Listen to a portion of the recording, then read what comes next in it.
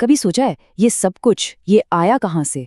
मतलब हमारा ग्रह, ये तारे, यहाँ तक कि खुद समय, इसकी शुरुआत कैसे हुई? तो चलिए आज चलते हैं 13 अरब साल से भी ज्यादा पीछे और देखते हैं पृथ्वी की ये महागाथा एकदम शुरू से। तो हमारी कहानी शुरू होती है आज से नहीं, कल से नहीं, 1000 साल पहले से भी नहीं, बल्कि लगभग 13.7 अरब साल पहले से। जरा सोचिए, एक ऐसा वक्त जब ना तारे थे, ना ग्रह, कुछ भी नहीं था जैसा हम आज जानते हैं। ये इतना लंबा समय है ना कि हमारा दिमाग भी इसे ठीक से पकड़ नहीं पाता। तो सवाल तो यही है कि आखिर हुआ क्या था? कैसे एक कुछ नहीं से ये सब कुछ बन गया?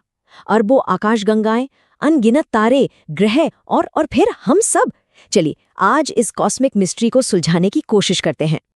तो इस बहुत बड़े सवाल का जो जवाब है ना, वो सच में हैरान कर देने वाला है। सब कुछ शुरू हुआ एक बिंदु से। हाँ, सही सुना, पूरा का पूरा ब्रह्मांड सिर्फ एक बिंदु से। इस थ्योरी को हम सब जानते हैं, बिग बैंग के नाम से।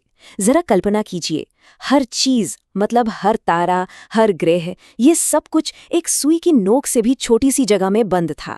एक बहुत बहुत ज्यादा गर्म और बहुत ही ज्यादा घना बिंदु। और फिर बूम, एक जबरदस्त धमाके के साथ ये फैलना शुरू हो गया और बस हमारे ब्रह्मांड का जन्म हुआ। और देखिए, ये कोई मामूली धमाका नहीं था, ये तो सृष्टि का पल था, द मोमेंट ऑफ क्रिएशन। उसी एक पल में स्पेस बना, समय ने चलना शुरू किया और एनर्जी और मैटर, मतलब ऊर्जा और पदार्थ, अस्तित्व में आए। कह सकते हैं कि हमारे ब्रह्मांड के सारे नियम उसी एक सेकंड में लिखे गए थे। और ये फैलाव रुका नहीं, ये चलता रहा। तो देखिए, शुरुआत हुई एक बिंदु, एक सिंगुलैरिटी से। फिर सिर्फ 3 मिनट के अंदर पहले एटम्स बन गए। लेकिन तारों और गैलेक्सीज को बनने में करीब 3,80,000 साल लग गए। धीरे धीरे ग्रेविटी ने इन एटम्स को एक साथ खींचा और फिर शुरू हुई एक कॉस्मिक फायरवर्क शो, जिसमें हमारी अपनी आकाशगंगा मिल्की वे भी थी। तो अरबों गैलेक्सीज में से एक हमारी मिल्की वे, और उसके भी एक शांत से कोने में एक और कहानी शुरू होने वाली थी। ये कहानी थी हमारे अपने घर की, हमारे सोलर सिस्टम के बनने की। अब ये सोलर सिस्टम बना कैसे? इसको समझाने वाली जो सबसे मजबूत थ्योरी है वो है नेबुला हाइपोथेसिस। इसका आइडिया बहुत सिंपल है कि हमारा पूरा सोलर सिस्टम गैस और धूल के एक बहुत बड़े घूमते हुए बादल से बना है। कल्पना कीजिए, गैस और धूल का एक कॉस्मिक बवंडर जो धीरे धीरे हमारे सूरज और ग्रहों में बदलने वाला था। तो ये प्रोसेस हुआ कैसे? इसे हम कुछ स्टेप्स में समझ सकते हैं। स्टेप 1, ग्रेविटी ने गैस और धूल के इस बादल को, जिसे सोलर नेब्यूला कहते हैं, अपनी तरफ खींचना शुरू किया। स्टेप 2, जैसे जैसे ये सिकुड़ा, ये और तेजी से घूमने लगा और एक चपटी डिस्क जैसा बन गया। स्टेप 3, ज्यादातर मटेरियल बीच में जमा हो गया। वहां इतनी गर्मी और इतना प्रेशर बना कि सेंटर में आग लग गई और बन गया हमारा सूरज। और स्टेप 4, जो भी बचा खुचा मटेरियल था वो आपस में जुड़ जुड़कर हमारे ग्रह बन गए। और यहाँ एक बहुत दिलचस्प चीज हुई। देखिए, ग्रहों की किस्मत इस बात पर तय हुई कि वो सूरज से कितनी दूर बने। जो ग्रह सूरज के पास थे, वहां गर्मी इतनी ज्यादा थी कि सारी हल्की गैसें उड़ गईं। तो वहां बचे सिर्फ भारी चीजों से बने चट्टानी ग्रह, जैसे हमारी पृथ्वी। लेकिन जो दूर थे, जहां ठंडक थी, उन्होंने उन हल्की गैसों को पकड़ लिया और बन गए बड़े बड़े गैस जायंट्स, जैसे कि बृहस्पति। और इसी कॉस्मिक कंस्ट्रक्शन के दौरान आज से लगभग 4.6 अरब साल पहले एक नीले और चट्टानी ग्रह ने जन्म लिया, हमारा घर पृथ्वी। लेकिन रुकिए, ये वो पृथ्वी बिल्कुल नहीं थी जिसे हम आज जानते हैं। शुरुआती पृथ्वी, स्वर्ग तो छोड़िए, वो नरक का एक रूप थी। एक आग उगलती, हिंसक दुनिया। कैसी दिखती थी वो दुनिया, जरा सोचिए। पूरी सतह पिघले हुए लावा से ढकी हुई थी। ऊपर नीला आसमान नहीं था, सिर्फ अंतरिक्ष का अंधेरा। ना कोई महासागर, ना कोई जीवन, सवाल ही पैदा नहीं होता। बस एक उबलता हुआ वीरान गोला। तो सवाल ये है कि ये इतनी गर्म थी क्यों? देखिए, इसकी गर्मी के 3 मेन कारण थे। पहला, अंतरिक्ष से लगातार उल्का पिंडों की बारिश हो रही थी। दूसरा, इसके सेंटर में जो रेडियो एक्टिव मटीरियल था वो गर्मी पैदा कर रहा था। और तीसरा, ग्रह का अपना ही वजन उसे अंदर से दबाकर और गर्म कर रहा था। फिर लाखों सालों तक ये आग का गोला धीरे धीरे बदलना शुरू हुआ। अब वो दौर आया जब पृथ्वी ठंडी होने लगी और उसने अपनी परतें बनानी शुरू की, जिससे वो एक स्ट्रक्चर्ड प्लैनेट बन सकी। तो जैसे जैसे पृथ्वी ठंडी हुई, एक तरह की सॉर्टिंग शुरू हो गई। इसको ऐसे समझिए, जैसे सलाद ड्रेसिंग में तेल ऊपर आ जाता है और सिरका नीचे बैठ जाता है, बिल्कुल वैसे ही जो भारी धातुएं थीं, लोहा और निकल, वो डूबकर ग्रह के सेंटर में चली गईं और बन गया हमारा कोर। और जो हल्का चट्टानी मटेरियल था, वो ऊपर तैरने लगा, जिससे बनी सतह यानी क्रस्ट। और बस इसी प्रोसेस ने हमारी पृथ्वी को एक प्याज की तरह परतों वाला बना दिया। इसी दौरान लाखों ज्वालामुखियों ने गैस से उगलना शुरू किया और इससे बना पृथ्वी का पहला एटमॉस्फेयर। हाँ, पर ये आज के एटमॉस्फेयर जैसा बिल्कुल नहीं था। ये जहरीला था। इसमें वाटर वेपर, मीथेन, अमोनिया जैसी गैसें थीं। लेकिन एक गैस जो हमारे लिए सबसे जरूरी है, वो गायब थी। और वो गैस थी ऑक्सीजन, वो हवा जिससे हम सांस लेते हैं। वो इस शुरुआती एटमॉस्फेयर में थी ही नहीं, बिल्कुल भी नहीं। मतलब ये एक ऐसी दुनिया थी जहां कोई भी एक पल के लिए भी जिंदा नहीं रह सकता था। और फिर इस जहरीली दुनिया में एक क्रांति आई। महासागरों में पनपे छोटे छोटे जीवों ने कुछ ऐसा करना शुरू किया जिसने सब कुछ बदल दिया। उन्होंने ऑक्सीजन बनाना शुरू कर दिया। इसे आप इतिहास का सबसे बड़ा पॉल्यूशन इवेंट कह सकते हैं, जिसने हमारे ग्रह को हमेशा के लिए बदल दिया और हम जैसे जीवन के लिए रास्ता बनाया। तो अब ग्रह ठंडा हो चुका था, एटमॉस्फेयर बदल रहा था। अब स्टेज तैयार था दो सबसे बड़ी घटनाओं के लिए, विशाल महासागरों का बनना और उनमें जिंदगी की पहली चिंगारी का जलना। ये टाइमलाइन देखिए, इससे पूरी तस्वीर साफ हो जाती है। तो पृथ्वी बनी 4.6 अरब साल पहले। उसके करीब 60 करोड़ साल बाद महासागर बने, जो लाखों सालों तक हुई बारिश का नतीजा थे। और फिर लगभग 50 करोड़ साल बाद उन्हीं महासागरों में जिंदगी की शुरुआत हुई। पर ये जिंदगी शुरू कैसे हुई? इसकी सबसे पॉपुलर थियरी है प्राइमोर्डियल सूप की। सोचिए कि शुरुआती महासागर केमिकल्स का एक गर्म सूप थे। करोड़ों सालों तक बिजली और गर्मी की वजह से ये केमिकल्स आपस में जुड़ते रहे और ज्यादा कॉम्प्लेक्स होते गए, जब तक कि एक दिन अचानक किसी एक मॉलिक्यूल ने खुद को कॉपी करना सीख लिया और बस वहीं से जिंदगी का खेल शुरू हो गया। और ये सब सिर्फ पुरानी कहानी नहीं है, इसका असर हम आज भी देखते हैं। आज जब भूकंप आता है तो हम असल में उन्हीं परतों को महसूस करते हैं जो अरबों साल पहले बनी थीं। हमारी जो ज्वालामुखी हैं वो उसी का नतीजा है। हमारी जलवायु, हमारे महासागर, यहाँ तक कि जिस हवा में हम सांस लेते हैं, वो सब उसी प्राचीन इतिहास की देन है। हमारे ग्रह का अतीत हर दिन हमारे आज को आकार दे रहा है। तो ये है हमारी कहानी।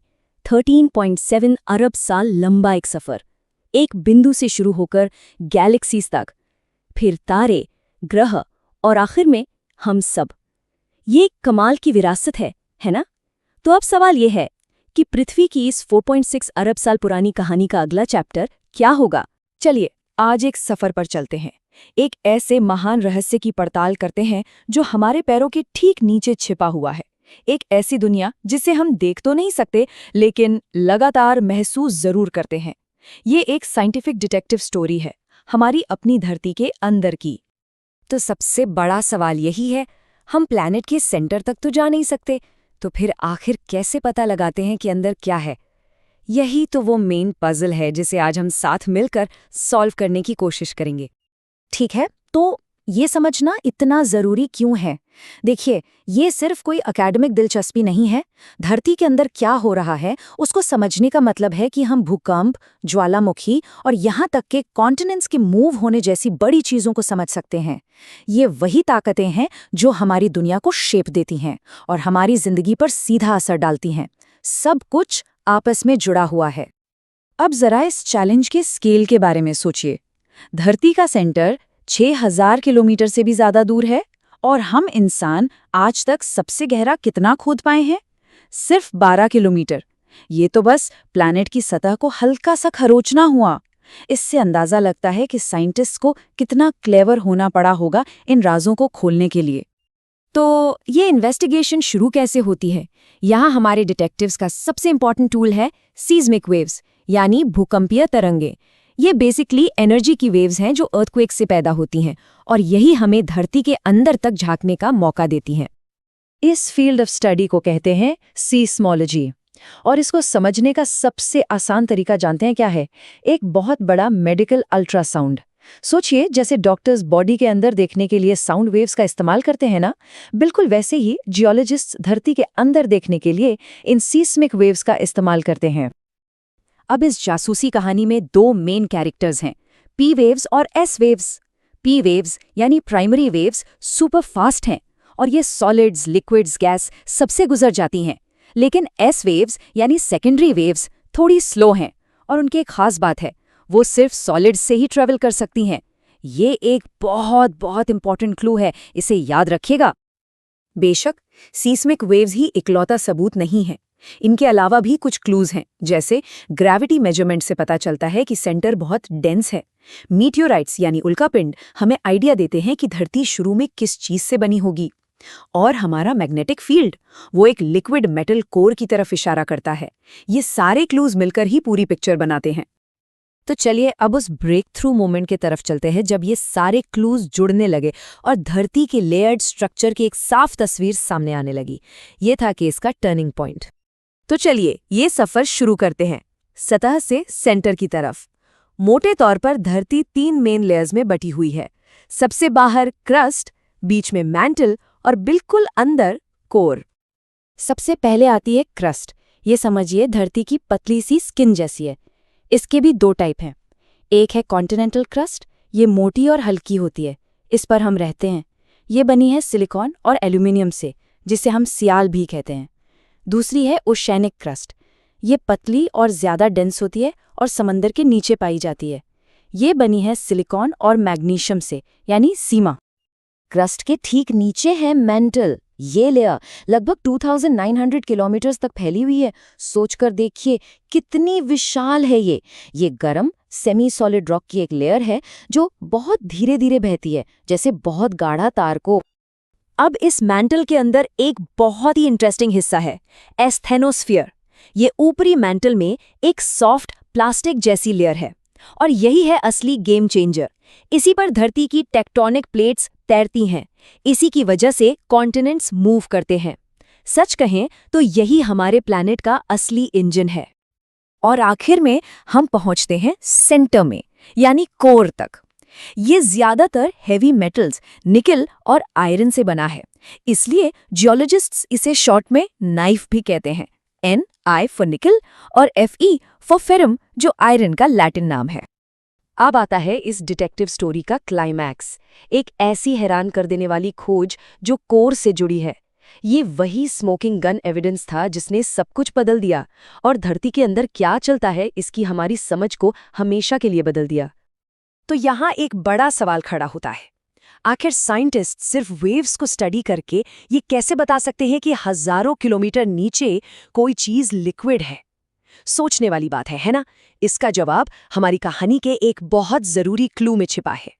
याद है हमने एस वेव्स के बारे में क्या बात की थी कि वो सिर्फ और सिर्फ सॉलिड से ही गुजर सकती हैं, लिक्विड्स में उनकी नो एंट्री है। बस यही रूल इस पूरी पजल को सॉल्व कर देगा। अब देखिए, जब अर्थक्वेक आता है तो एस वेव्स हर दिशा में फैलती हैं, लेकिन साइंटिस्ट्स ने देखा कि प्लैनेट के दूसरी तरफ एक बहुत बड़ा शैडो जोन है, एक ऐसा एरिया जहां कोई एस वेव रिकॉर्ड ही नहीं होती, वो बस रास्ते में कहीं गायब हो जाती हैं। तो इसका क्या मतलब हुआ? इसका सिर्फ एक ही एक्सप्लेनेशन हो सकता है कि एस वेव्स अपने रास्ते में किसी बहुत बड़ी लिक्विड चीज से टकरा रही हैं और उसके पार नहीं जा पा रही हैं। और यही है वो आखिरी सबूत, वो स्मोकिंग गन, जो ये साबित करता है कि धरती का आउटर कोर लिक्विड है। तो अब जब हमने इन लेयर्स के राज को खोल लिया है, चलिए आगे बढ़ते हैं और देखते हैं कि ये पूरी बिग पिक्चर क्या है। आखिर धरती का ये अंदर का स्ट्रक्चर ऊपर सतह पर हमारी जिंदगी के लिए इतना अहम क्यों है? सब कुछ आपस में कनेक्टेड है। मैंटल में जो धीमी धीमी हलचल होती है वही टेक्टोनिक प्लेट्स को सरकाती है, इसी से पहाड़ बनते हैं। लिक्विड आउटर कोर के घूमने से एक इनविजिबल शील्ड यानी मैग्नेटिक फील्ड बनता है जो हमें सूरज से आने वाले डेंजरस रेडिएशन से बचाता है। सोचिए, ये हमारे प्लैनेट का रक्षा कवच है। और अंदर की गर्मी और प्रेशर, वही तो ज्वालामुखी और भूकंप बनकर सतह पर बाहर आते हैं। तो आइए इस पूरे सफर को फटाफट समराइज करते हैं। सबसे ऊपर क्रस्ट, हमारी पतली सॉलिड सतह। उसके नीचे मैंटल, सेमी सॉलिड इंजन जो प्लेट्स को चलाता है। फिर आता है लिक्विड आउटर कोर, जो हमारा मैग्नेटिक शील्ड बनाता है। और बिल्कुल सेंटर में है सॉलिड इनर कोर, जो जबरदस्त प्रेशर में है। तो इस सबसे बड़ा टेकअवे क्या है? यही कि हमारा प्लैनेट पत्थर का कोई बेजान गोला नहीं है। ये एक जिंदा, डायनामिक सिस्टम है, जो अंदर से बाहर तक लगातार बदल रहा है और हिल रहा है। और ये हमें एक आखिरी सवाल के साथ छोड़ जाता है। सीस्मिक वेव्स ने हमें इतना कुछ दिखा दिया, पर सोचिए अभी भी कितना कुछ है जो हम नहीं जानते। हमारे पैरों के ठीक नीचे और न जाने कितने राज दफन हैं जिनके खुलने का बस इंतजार है। नमस्कार, आज हम एक बहुत ही दिलचस्प वैज्ञानिक जासूसी कहानी की तह तक जाएंगे। एक ऐसी पहेली जो हमारे ग्रह जितनी ही बड़ी है। आखिर हमारी दुनिया का नक्शा जैसा आज हम देखते हैं वैसा बना कैसे? तो शुरुआत करते हैं एक बहुत ही सीधे से सवाल से। कभी दुनिया का नक्शा ध्यान से देखा है? अफ्रीका और दक्षिण अमेरिका के तटों को देखिए। ऐसा नहीं लगता जैसे ये जिगसॉ पहेली के दो टुकड़े हैं जो एक दूसरे में एकदम फिट हो सकते हैं? सदियों तक लोग यही मानते रहे कि महाद्वीप अपनी जगह पर जमे हुए हैं, पर नक्शा तो कुछ और ही कहानी कह रहा था। और फिर साल 1912 में एक जर्मन मौसम विज्ञानी जिनका नाम था एल्फ्रेड वेगनर सामने आए। उन्होंने एक ऐसा आइडिया पेश किया जो उस जमाने के लिए कह सकते हैं बिल्कुल क्रांतिकारी था। वेगनर ने इस थ्योरी को नाम दिया कॉन्टिनेंटल ड्रिफ्ट, यानी महाद्वीपीय विस्थापन। उनका कहना था कि आज जो महाद्वीप हम अलग अलग देखते हैं वो हमेशा से ऐसे नहीं थे। करीब 20 करोड़ साल पहले ये सब एक ही विशाल सुपर कॉन्टिनेंट का हिस्सा थे और उन्होंने इस सुपर कॉन्टिनेंट को नाम दिया पैंजिया। अब देखिए, कोई भी बड़ा दावा सबूत मांगता है, तो वैगनर ने भी एक जासूस की तरह 4 बड़े सुराग इकट्ठा किए। पहला, वो पजल पीस वाला फिट। दूसरा, अलग अलग महाद्वीपों पर मिले एक जैसे जीवाश्म। तीसरा, चट्टानों और पहाड़ों का मेल। और चौथा, कुछ जगहों पर मिले जलवायु के सबूत जो वहां हो ही नहीं सकते थे। आइए इन सुरागों को जरा गौर से देखते हैं। ये वाला सबूत तो कमाल का है। देखिए, मेसोसॉरस नाम का एक छोटा सा जीव था जो सिर्फ मीठे पानी में रहता था। इसके जीवाश्म दक्षिण अमेरिका में भी मिले और अफ्रीका में भी। अब सोचिए, क्या ये नन्हा सा जीव हजारों किलोमीटर चौड़ा खारे पानी का अटलांटिक महासागर तैरकर पार कर सकता था? बिल्कुल नहीं। इसका तो एक ही मतलब निकलता है कि ये दोनों महाद्वीप उस वक्त एक दूसरे से जुड़े हुए थे। और सिर्फ जीवाश्म ही नहीं, पहाड़ों को भी देखिए। उत्तरी अमेरिका की एपैलेचियन पर्वत श्रृंखला, जब आप उसे नक्शे पर ग्रीनलैंड और स्कॉटलैंड के पहाड़ों से मिलाते हैं तो वो एक ही चेन का हिस्सा लगते हैं। यह बिल्कुल वैसा है जैसे आपने एक अखबार फाड़ा हो और बाद में उसके दोनों टुकड़ों को मिलाएं तो अक्षर एकदम लाइन में आ जाए। साफ है कि ये पहाड़ एक ही साथ बने थे जब जमीन जुड़ी हुई थी। इतने जबरदस्त सबूतों के बावजूद वेगनर की थ्योरी में एक बहुत बड़ी कमी थी। एक बहुत बड़ा सवाल जिसका उनके पास जवाब नहीं था। आखिर ये महाद्वीप खिसके तो खिसके कैसे? कौन सी ताकत थी जो इतने बड़े बड़े जमीन के टुकड़ों को हिला रही थी? और बस इसी एक सवाल का जवाब ना दे पाने की वजह से उस समय के वैज्ञानिकों ने उनकी बात को सिरे से खारिज कर दिया और ये मामला दशकों के लिए ठंडे बस्ते में चला गया। लेकिन फिर कई दशकों बाद 1950 और 60 के दशक में टेक्नोलॉजी ने एक बड़ी छलांग लगाई। पहली बार इंसान समुद्र की गहराइयों का नक्शा बना पा रहा था और वहां जो मिला उसने सबको हैरान कर दिया। ऐसे ऐसे सबूत मिले जिनके बारे में विज्ञानी सोच भी नहीं सकते थे। और इसी के साथ ये केस दोबारा खुल गया। और इसी खोज ने एक नई थ्योरी को जन्म दिया, सी फ्लोर स्प्रेडिंग, यानी समुद्री तल का फैलाव।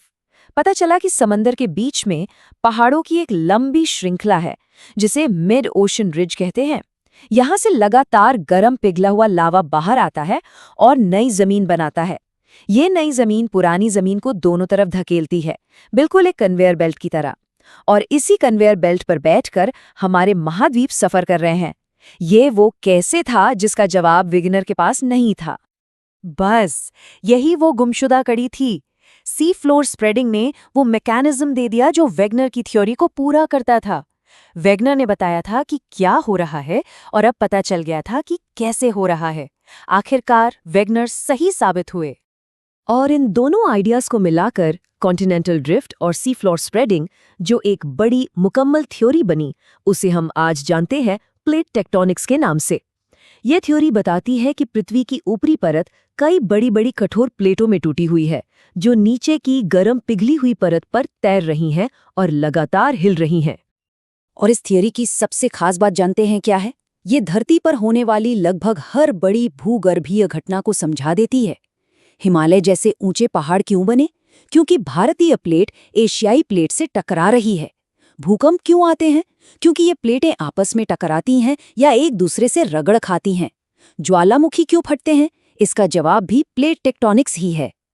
तो हमारी धरती की सतह असल में 7 बड़ी प्लेटों और 20 से भी ज्यादा छोटी छोटी प्लेटों में बटी हुई है, और ये सभी इस वक्त भी लगातार हिल रही हैं। और ये कोई करोड़ों साल पुरानी कहानी नहीं है जो खत्म हो गई, ये आज भी हो रहा है। अटलांटिक महासागर हर साल थोड़ा और चौड़ा हो रहा है, प्रशांत महासागर सिकुड़ रहा है, भारत आज भी एशिया को धकेल रहा है, जिससे हिमालय और ऊंचे हो रहे हैं। मतलब हमारी दुनिया लगातार बदल रही है। तो इस पूरी जासूसी कहानी का नतीजा क्या निकला? यही कि हमारी पृथ्वी स्थिर नहीं है, ये एक जिंदा गतिशील ग्रह है। जिस जमीन पर हम खड़े हैं वो असल में एक बहुत ही धीमी गति के सफर पर है। Case closed. लेकिन ये हमें एक बहुत ही दिलचस्प सवाल के साथ छोड़ जाता है। अगर आज भी महाद्वीप खिसक रहे हैं, तो सोचिए आज से 20 करोड़ साल बाद हमारी दुनिया का नक्शा कैसा दिखेगा।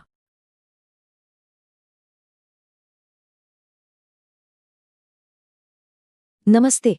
कभी सोचा है कि ये दुनिया, हमारे पैरों के नीचे की जमीन, यहाँ तक कि हाथ में जो डिवाइस है, ये सब आखिर बना किस चीज से है? चलिए आज हम इन्हीं बुनियादी निर्माण खंडों यानी कि बिल्डिंग ब्लॉक्स के पीछे का राज खोलते हैं। हाँ, जिस डिवाइस पर ये सब देखा जा रहा है, या जो इमारतें हमारे चारों तरफ है, और हाँ, वो जमीन जिस पर ये सब कुछ खड़ा है, इन सब की कहानी एक ही जगह से शुरू होती है।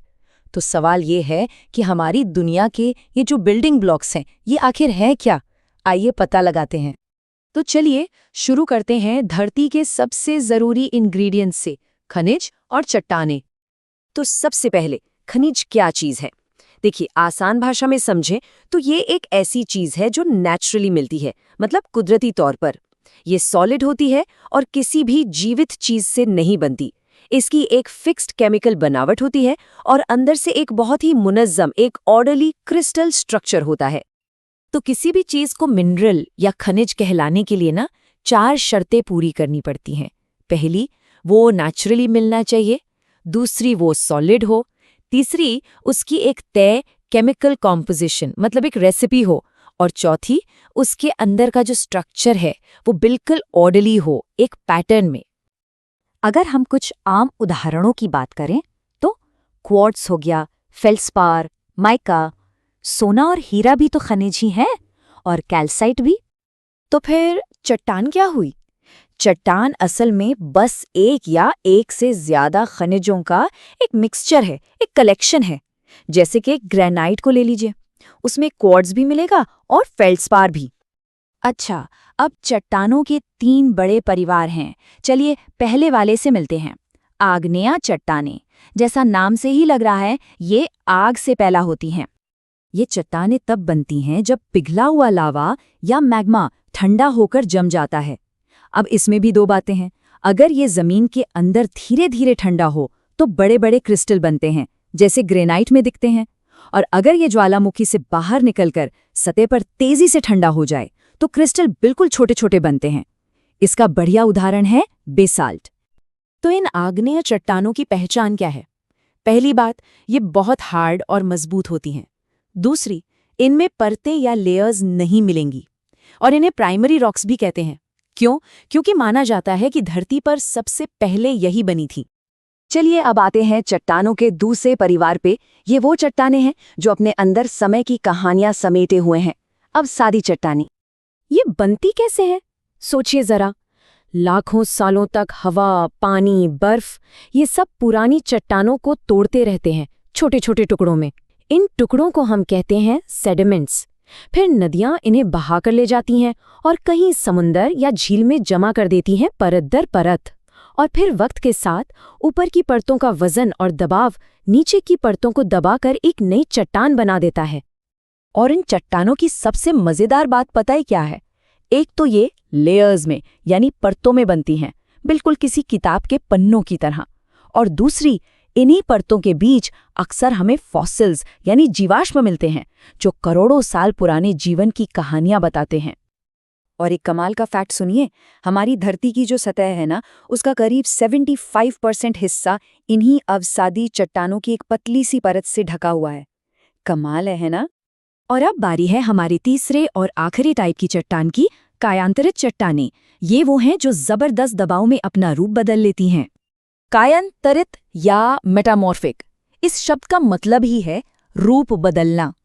तो ये चट्टानें तब बनती हैं जब कोई पुरानी चट्टान, चाहे वो आग्नेय हो या अवसादी, बहुत ज्यादा गर्मी और दबाव के कारण अपना रूप बदल लेती है।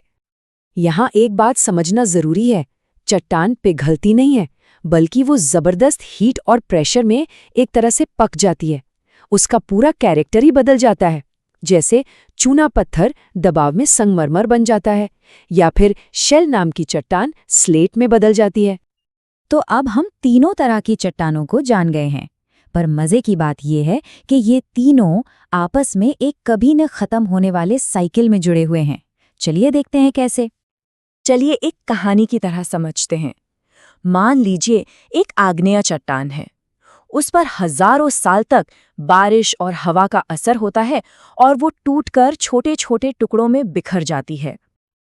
ये टुकड़े यानी सेडिमेंट्स कहीं जमा हो जाते हैं और दबाव से बन जाती है एक अवसादी चट्टान। अब ये अवसादी चट्टान किसी वजह से जमीन के और नीचे धंस जाती है। वहां जबरदस्त गर्मी और दबाव इसे बदल देता है एक कायांतरित चट्टान में। और सोचिए, अगर ये और भी नीचे चली गई तो ये पिघलकर वापस मैग्मा बन जाएगी और बस ये साइकिल फिर से शुरू होने के लिए तैयार है।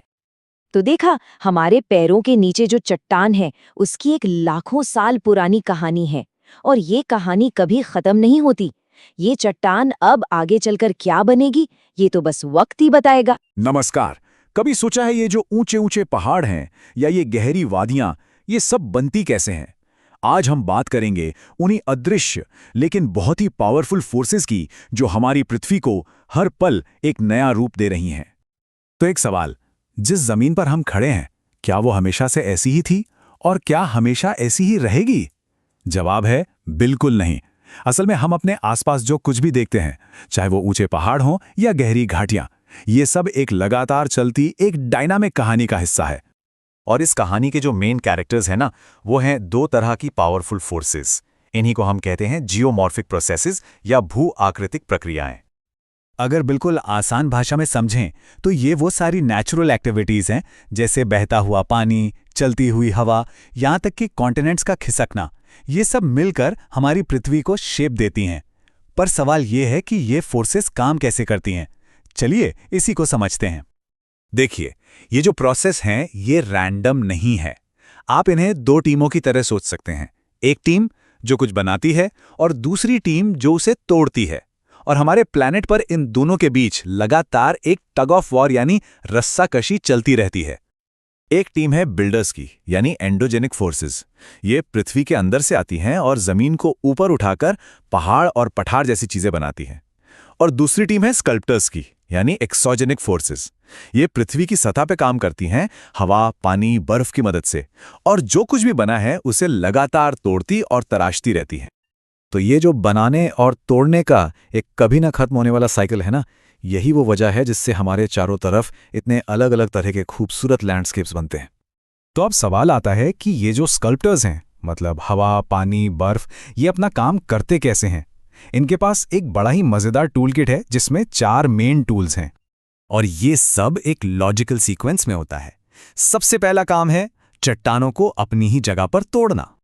ये सबसे पहला और सबसे जरूरी स्टेप है। इसमें कोई मूवमेंट नहीं होता, चट्टानें अपनी जगह से हिलती नहीं हैं। बस मौसम की मार से, पानी से, गर्मी सर्दी से वो अपनी ही जगह पर कमजोर होकर टूटने लगती हैं। ये समझ लीजिए कि ये आगे के प्रोसेस के लिए एक तरह की तैयारी है। वेदरिंग यानी अपक्षय ये 3 तरीकों से होता है। पहला है फिजिकल, मतलब जोर जबरदस्ती से, जैसे पानी का दरारों में जमना और पिघलना, जिससे चट्टान टूट जाती है। दूसरा है केमिकल, जिसमें चट्टान का केमिकल मेकअप ही बदल जाता है, जैसे लोहे में जंग लगना। और तीसरा है बायोलॉजिकल। जी हाँ, पेड़ पौधों की जड़ें और छोटे छोटे जीव भी चट्टानों को कमजोर करके तोड़ देते हैं। अच्छा, तो वेदरिंग ने चट्टानों को ढीला तो कर दिया। अब स्टेज पर एंट्री होती है ग्रेविटी की। गुरुत्वाकर्षण की वजह से ये ढीला मटेरियल ढलान पर नीचे की तरफ खसकने लगता है। कभी ये बहुत धीरे धीरे होता है, तो कभी अचानक बड़े बड़े लैंडस्लाइड्स की शक्ल में। और अब असली तराशने का काम शुरू होता है। इरोजन यानी अपर्दन में बहती नदी, हवा या ग्लेशियर जैसे मूविंग एजेंट्स आते हैं और उस टूटे फूटे मटेरियल को उठाकर अपने साथ बहा ले जाते हैं। इरोजन की ताकत का अंदाजा इसी बात से लगाया जा सकता है कि एक मामूली सी दिखने वाली नदी लाखों सालों में पहाड़ों को काटकर ग्रैंड कैनियन जैसी विशाल घाटियां बना देती है। अब जाहिर सी बात है, जो मटेरियल बहाकर ले जाया गया है वो कहीं ना कहीं तो जमा भी होगा। तो जब नदी या हवा की स्पीड कम हो जाती है, उसकी एनर्जी खत्म हो जाती है, तो वो अपने साथ लाए मलबे को, सेडिमेंट्स को वहीं छोड़ देती है। इसी प्रोसेस को डिपोजिशन या निक्षेपण कहते हैं। और मजे की बात यह है कि इससे बिल्कुल नए लैंडफॉर्म्स बनते हैं, जैसे कि नदियों के मुहाने पर बनने वाले उपजाऊ डेल्टा, रेगिस्तान में रेत के टीले या फिर खूबसूरत बीचेस। ये सब डिपोजिशन का ही नतीजा है। मतलब एक प्रोसेस का अंत एक नई चीज की शुरुआत है। तो ये तो थी स्कल्प्टर्स की कहानी। अब मिलते हैं दूसरी टीम से, यानी बिल्डर्स से। ये वही पावरफुल एंडोजेनिक फोर्सेस हैं जो इन स्कल्प्टर्स को काम करने के लिए रॉ मटेरियल यानी जमीन मुहैया कराती हैं। ये फोर्सेस पृथ्वी के अंदर की हीट से चलती हैं और 2 तरह की होती हैं। एक होती हैं बहुत धीमी, इतनी धीमी कि उनका असर देखने में लाखों साल लग जाते हैं, जैसे कॉन्टिनेंट्स का खिसकना, जिससे हिमालय जैसे पहाड़ बने। और दूसरी होती हैं अचानक आने वाली फोर्सेस, जैसे भूकंप और ज्वालामुखी, जो कुछ ही पलों में जमीन का पूरा नक्शा बदल कर रख देती हैं। तो यहां सबसे जरूरी बात यह है, एंडोजेनिक फोर्सेस जमीन को ऊपर उठाती हैं, उसे बनाती हैं, और एक्सोजेनिक फोर्सेस उसे काटती छाटती हैं, उसे घिसती हैं। बिल्डर्स के बिना स्कल्प्टर्स के पास तराशने के लिए कुछ होगा ही नहीं। तो ये जो बनाने और तोड़ने के बीच की प्लैनेटरी टग ऑफ वॉर है, इससे हमें क्या समझ आता है? देखिए, ये बनाने और मिटाने की लड़ाई नहीं है, ये असल में एक साइकिल है, रिन्यूअल का, रीशेपिंग का।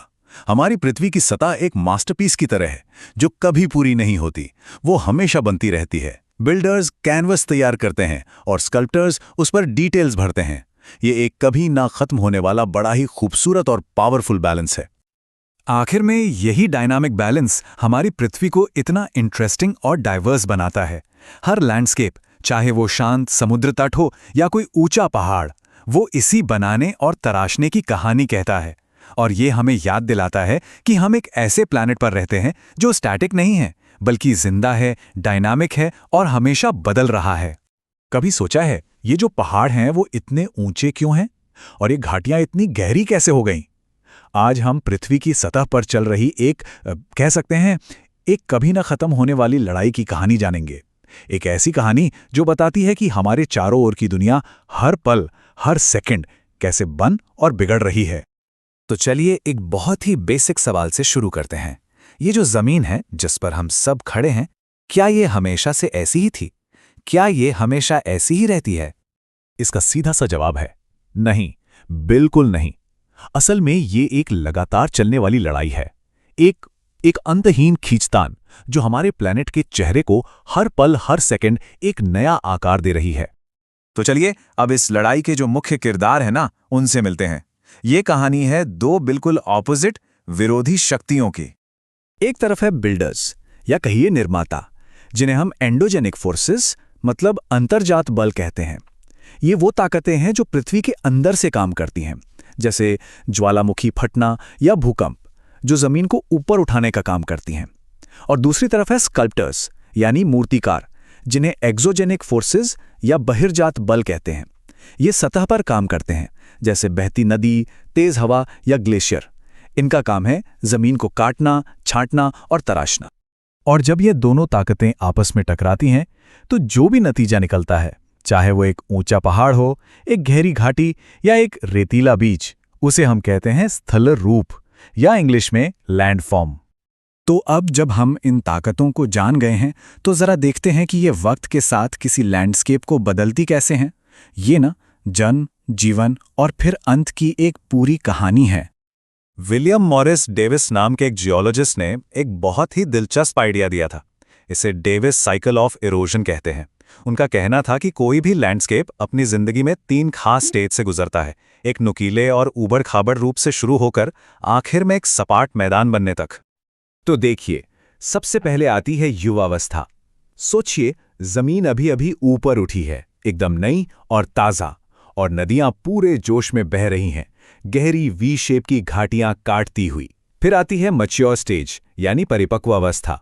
अब सब कुछ थोड़ा शांत हो जाता है, घाटियां और चौड़ी हो जाती हैं और नदियां आराम से सांप की तरह बलखाती हुई चलने लगती हैं। और आखिर में है वृद्धावस्था। तब तक सब कुछ घिस पिटकर लगभग सपाट मैदान बन चुका होता है, नदियां भी एकदम शांत होकर बहती हैं और पीछे ऑक्सबो लेक्स जैसी चीजें छोड़ जाती हैं। अच्छा, अब जरा उन मूर्तिकारों की बात करते हैं जो ये सारा काम करते हैं, और इनमें सबसे बड़ा, सबसे शक्तिशाली है बहता हुआ पानी। ये हमारी पृथ्वी का मास्टर स्कल्प्टर है। नदियों के ना 2 मेन काम है, तोड़ना और बनाना। वो जमीन को काटती हैं, जिसे इरोजन कहते हैं, और उससे गॉर्ज, कैनियन और वी शेप की घाटियां बनती हैं। और जब उनकी रफ्तार धीमी हो जाती है तो वो अपने साथ लाई हुई उपजाऊ मिट्टी जमा कर देती हैं। इसी से डेल्टा और बाढ़ के मैदान बनते हैं। बिल्कुल वही जगह है जहां हमारी खेतीबाड़ी सबसे अच्छी होती है। और अगर किसी को पानी की जबरदस्त ताकत का कोई सबूत चाहिए तो बस ग्रैंड कैन्यन को देख लीजिए। लाखों लाखों सालों तक कोलोराडो नदी ने चुपचाप लगातार चट्टानों को काट काट कर यह हैरत अंगेज नज़ारा बना दिया। लेकिन पानी अकेला मूर्तिकार नहीं है, है ना? हवा और बर्फ, इनके भी अपने अपने कैनवस हैं। एक रेगिस्तान को आकार देता है तो दूसरा बर्फीली चोटियों को। रेगिस्तानों में असली बॉस तो हवा होती है। ये एक मूर्तिकार की तरह चट्टानों को तराश कर मशरूम रॉक्स जैसी अजीबोगरीब आकृतियां बना देती है, और रेत के विशाल पहाड़ों, जिन्हें हम सैंड ड्यून्स कहते हैं, उन्हें तो ये एक जगह से उड़ाकर दूसरी जगह पहुंचा देती है। और ऊंचे ऊंचे पहाड़ों पर ग्लेशियर, जो असल में बर्फ की नदियां हैं, वो एक विशाल बुलडोजर की तरह काम करती हैं। वो यू शेप की गहरी घाटियां बनाती हैं, पहाड़ों को तराश कर नुकीली चोटियां और सर्क बना देती हैं। और जब ये ग्लेशियर पिघलते हैं तो अपने साथ लाया हुआ सारा मलबा, पत्थर, मिट्टी, वो सब मोरेन के रूप में पीछे छोड़ जाते हैं। स्विट्जरलैंड का मैटरहॉर्न पर्वत इसका एक क्लासिक उदाहरण है, जिसे जियोलॉजिस्ट हॉर्न कहते हैं। ये एक इतनी नुकीली चोटी है जिसे चारों तरफ से ग्लेशियरों ने काट काट कर ऐसा आकार दिया है। चलिए, अब जरा समुद्र के किनारों पर चल रही लड़ाइयों और जमीन के नीचे छिपी एक अनोखी दुनिया की तरफ चलते हैं, जहां समुद्री लहरें और जमीन के अंदर का पानी यानी भूजल अपने निशान छोड़ते हैं। समुद्र के किनारे जो लहरें हैं वो कभी नहीं थकती। वो लगातार तटों से टकराती रहती हैं। वो चट्टानों को काटती हैं, जिससे समुद्री क्लिफ्स, गुफाएं और आर्चेस बनते हैं। और हाँ, यही लहरें रेत जमा करके वो खूबसूरत बीचेस और बार्स भी बनाती हैं, जिन्हें हम सब पसंद करते हैं। और अब बात करते हैं जमीन के नीचे की। भूजल यानी ग्राउंड वाटर एक बहुत ही शांत लेकिन ताकतवर एजेंट है। खासकर जहां चूना पत्थर जैसी चट्टानें हों, ये पानी उन्हें धीरे धीरे घोल देता है और जमीन के नीचे विशाल गुफाएं और सिंक होल बना देता है। और इन्हीं गुफाओं के अंदर कुछ बहुत ही अद्भुत आकृतियां भी बनती हैं। अच्छा, अब इसमें 2 मजेदार चीजें बनती हैं। एक जो छत से नीचे की तरफ लटकती है, उसे कहते हैं स्टैलेक्टाइट। याद रखने का एक आसान तरीका है, ये छत से टाइट होकर लटकती है। और दूसरी जो जमीन से ऊपर की तरफ उठती है, वो है स्टैलेग्माइट। ये जमीन से माइट यानी पूरी शक्ति के साथ ऊपर उठती है। तो इन सब बातों का निचोड़ क्या है? सबसे जरूरी बात यह है कि हमारी पृथ्वी की सतह कभी भी फिनिश नहीं होती। ये हमेशा एक वर्क इन प्रोग्रेस है। तो चलिए, इन सारे मूर्तिकारों और उनके सिग्नेचर स्टाइल को फटाफट से रिकैप करते हैं। पानी क्या बनाता है? वी शेप की घाटियां और डेल्टा। हवा, रेगिस्तान में रेत के टीले। ग्लेशियर, यू शेप की घाटियां और मोरेन। लहरें, क्लिफ्स और बीचेस। और ग्राउंड वाटर, जमीन के नीचे गुफाएं और स्टेलेक्टाइट्स। तो अगली बार जब कोई बाहर निकले तो बस 1 मिनट रुककर आसपास देखिए और सोचिए, यहाँ के लैंडस्केप को कौन सी ताकतें आकार दे रही हैं। क्या वो एक नदी है, हवा है या शायद कुछ और? हमारी दुनिया हर पल बन रही है और अब हमें पता है कि इसके पीछे का साइंस क्या है।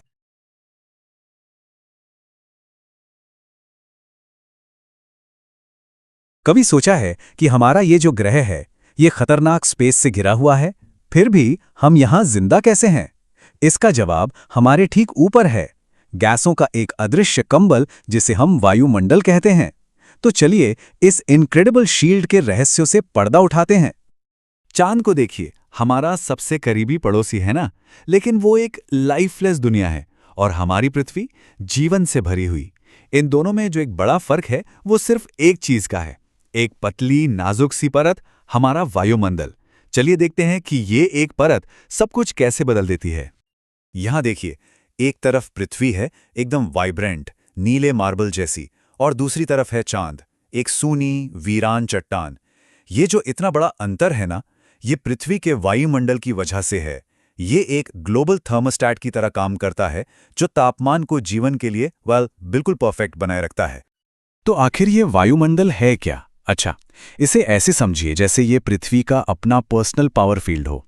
ये गैसों का एक मिक्सचर है जिसे गुरुत्वाकर्षण ने पकड़ कर रखा हुआ है, और यही हमें सूरज के खतरनाक रेडिएशन से बचाता है, हमारे प्लैनेट को गर्म रखता है और सबसे जरूरी, हमें सांस लेने के लिए हवा देता है। इसके बिना हम भी चांद की तरह ही अनप्रोटेक्टेड होते। अच्छा, तो ये जो हवा है जिसमें हम सांस लेते हैं, इसमें होता क्या क्या है? चलिए इसकी रेसिपी को जरा डिकोड करते हैं और समझते हैं कि हर सांस में हम असल में क्या अंदर ले रहे हैं।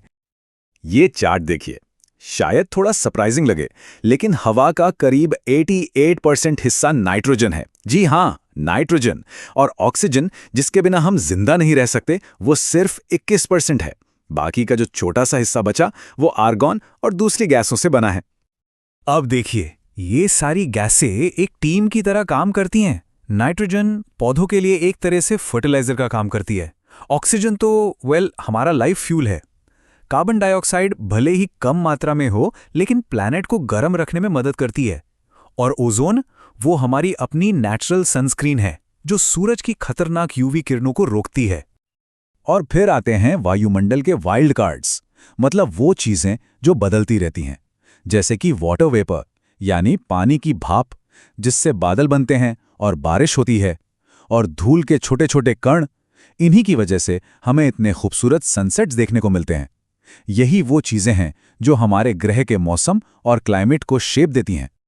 तो चलिए अब एक एपिक जर्नी पर निकलने का वक्त आ गया है।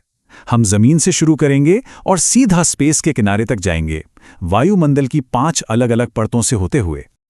हमारा पहला पड़ाव है क्षोभमंडल या ट्रोपोस्फियर।